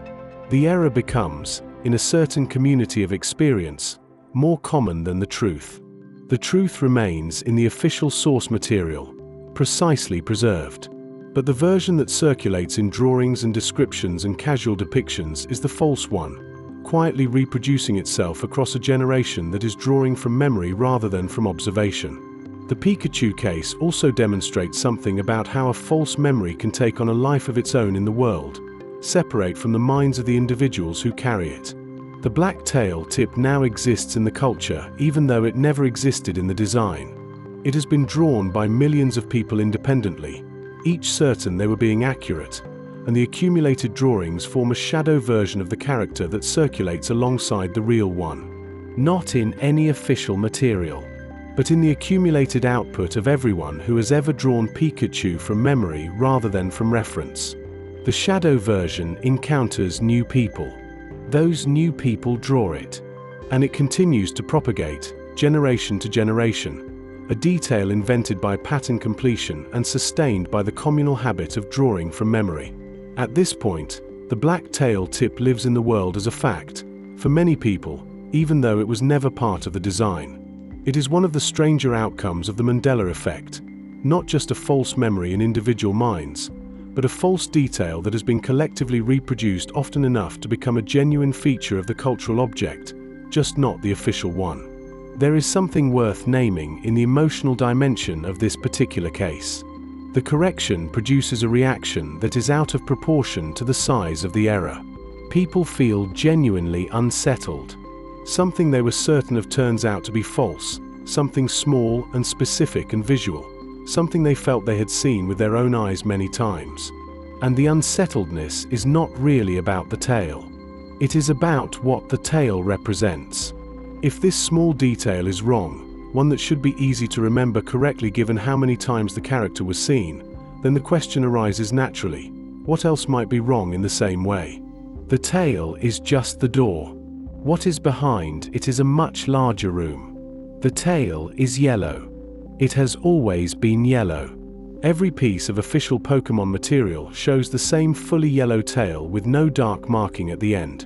And for an enormous number of people who grew up with this character, who loved this character, who drew this character from memory in notebooks and on scraps of paper, the tail they remember has a detail that the designers never put there. The double letter in Jif peanut butter. There is a brand of peanut butter that has been sold in the United States since the 1950s. It is one of the most widely consumed peanut butter brands in the country. It has been in kitchens, in sandwiches, in school lunches, on grocery lists, and in television advertisements for generations of American households. Most Americans who grew up with it know it well. They can describe the taste, the texture, the way it comes off a spoon, the particular smell of the jar when opened. It is one of the most familiar products of American domestic life. The brand is called Jif. J-I-F. 3 letters. One of each. A remarkable number of people remember it as Jiffy. J-I-F-F-Y. 5 letters. 2 F's and a Y at the end. The Jiffy version does not exist as a peanut butter brand. There is no Jiffy peanut butter. There never has been. The product on the shelf is Jif, and it has always been Jif. When people are told this, many of them insist, with considerable confidence, that they remember the Jiffy version from their childhood. They remember the word. They remember the jar. They remember the name having that particular light, cheerful, complete sound of Jiffy. Not the abrupt single syllable of Jif, which to many people sounds almost unfinished, like a word that was cut short before it reached its natural conclusion. And that feeling of incompleteness is part of the explanation. Jif is an unusual word for a consumer product. It is very short. It ends on a consonant, which gives it a clipped quality compared to words that end with a vowel or a softer sound. Consumer products, particularly food products aimed at families and children, tend to have names that are rounded and friendly and easy to say with warmth. Words like Jiffy, Skippy, Smuckers, Honey Bunches. These names share a certain sound quality, a lightness and a suffix completeness that makes them feel like the names of things that are nice to eat. The Y ending, in particular, appears on many beloved food brand names and gives them an approachable, informal, slightly diminutive quality. Jif does not quite fit that pattern. It is too short and too sharp. The brain, encountering it repeatedly in the context of friendly breakfast foods and family kitchens, may have quietly extended it toward the pattern it expected. Added the second F and the Y, made it Jiffy, which sounds like it belongs in the same category as Skippy, which is a competing brand that actually does exist and whose sound may have contributed to the confusion. Skippy is real. It is a peanut butter brand that sounds like Jiffy. The brain stores both brands in the same category, same aisle, same usage context, same general feeling. The Y suffix from Skippy can attach itself to Jif in memory and produce a word that was never on the jar. The two brands bleed into each other at the level of sound and category, and the result is a name that feels completely familiar but belongs to nothing that ever existed in any shop. It is also worth noting that this kind of error is essentially invisible from the inside. The person who remembers Jiffy does not experience their memory as a reconstruction. They experience it as a fact. The jar is on the shelf in their mind, as clear and specific as any real memory, and the name on the jar is Jiffy. The brain does not attach a flag to memories that were built from pattern rather than from observation. Both kinds arrive with the same feeling of certainty, the same quality of presence, the same sense of being remembered rather than invented. This is one of the features of human memory that makes the Mandela Effect so genuinely strange rather than simply embarrassing. It is not that people failed to pay attention. It is that paying attention would not have helped much. The brain would still have processed the name through its templates and stored the template version. The original would still have been invisible behind the category expectation. The jar would still be on the shelf in memory with the wrong name on it, and the person holding that memory would still feel completely certain they were right. The jar has never agreed, and the jar has never been asked. There is also a more general point about very short brand names. A one-syllable word is harder to store distinctly than a two-syllable one. It has fewer phonetic features to anchor it in memory. It is easier to extend or distort, because there is less of it to hold on to. The brain, preferring things that are a certain size and shape, adds to it until it reaches the size it expects. The case is also a reminder of how deeply brand names are embedded in early childhood memory and how difficult they are to verify. A child does not read labels with care. A child knows the jar by its color, its shape, its position on the shelf, the way it opens, the smell of what is inside. The name is absorbed alongside all of those other things, as part of a general impression rather than as a distinct piece of text.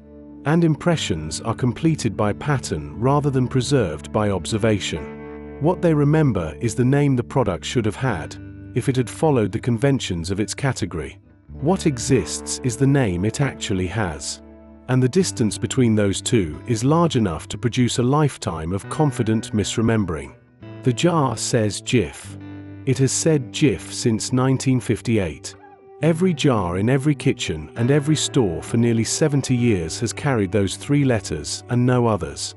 And for an enormous number of people who consider themselves loyal to the brand, who could describe the taste and the texture and the way it sits on a spoon, the name they carry in memory has two letters and a syllable that were never part of it.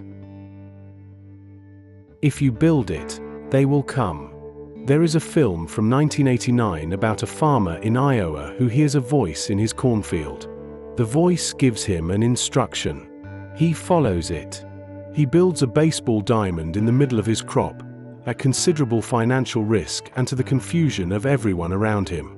And eventually, things happen that make the instruction feel worth following. The film is called Field of Dreams. It is remembered with great warmth by the people who saw it.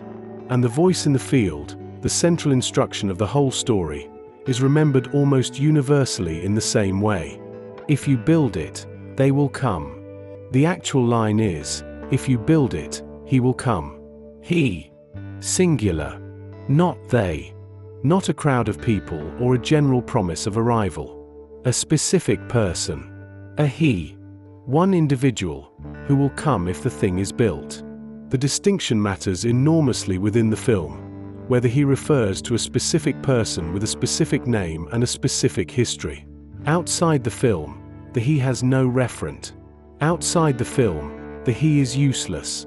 When people hear the correct version, many of them feel that it cannot be right. The they version is more inspiring in isolation. It sounds like a universal principle. If you build it, they will come has become a piece of motivational language, detached from the film and used to encourage anyone undertaking something ambitious. It says, "Build the thing and people will arrive." It says, "Effort creates its own audience." It has the sound of a general law that applies to anyone who makes something and waits. "He will come" is more specific and more mysterious. It is a promise about a particular person whose identity the voice does not initially explain. It is intimate rather than universal.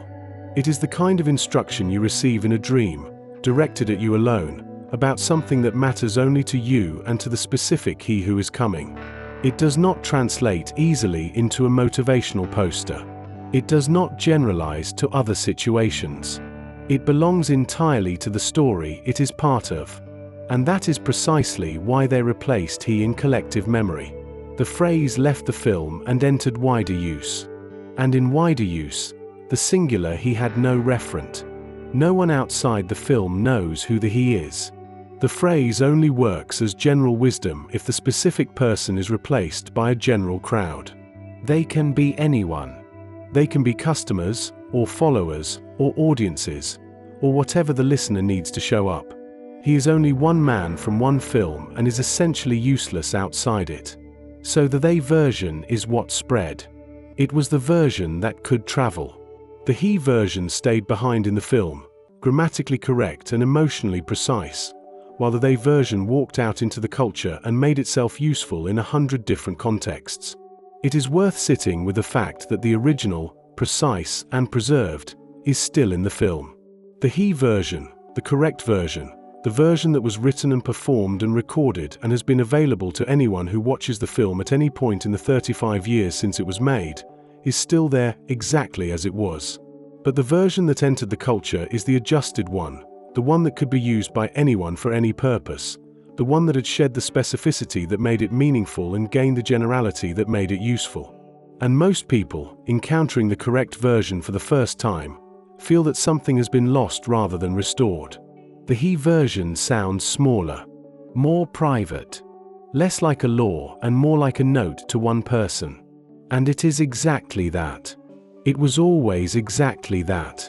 The they version is what people needed it to be. And so that is what it became, in the only place that ultimately matters for something that gets quoted rather than watched, which is the place it occupies in memory. It seems right, as this series ends, to sit with what these 30 cases have in common. Across spellings and logos and film quotes and song lyrics and historical events and famous deaths, the same thing has been happening. The brain has been completing the picture, filling in the expected word, the logical detail, the more useful version, the version that fits the category, the version that travels best, the version that makes the most sense given everything surrounding it. The brain is not making mistakes in any simple sense. It is doing what it was built to do, which is to take incomplete information and produce a coherent result. Most of the time, the gap filling is so accurate, so fast, and so seamless that we are never aware it is happening. We simply experience the world as if we are perceiving it directly, as if what we see is what is there, as if what we remember is what happened. These 30 cases are the places where the gap filling went slightly in the wrong direction. They are the visible edge of a process that is otherwise invisible. And in that visibility, they offer something rare, a chance to see the mind doing its work, and to notice, for just a moment, the distance between the world as it is and the world as we remember it. The original is still in the film. If you build it, he will come. Said by a voice that a farmer hears while standing in his field at dusk, which is the specific and private and unexplainable way that the best instructions tend to arrive. The he is still there, waiting, as particular and as unrepeatable as the moment that produced him. And the they is everywhere else, slightly wrong and considerably more useful, doing the work that the he was never built to do.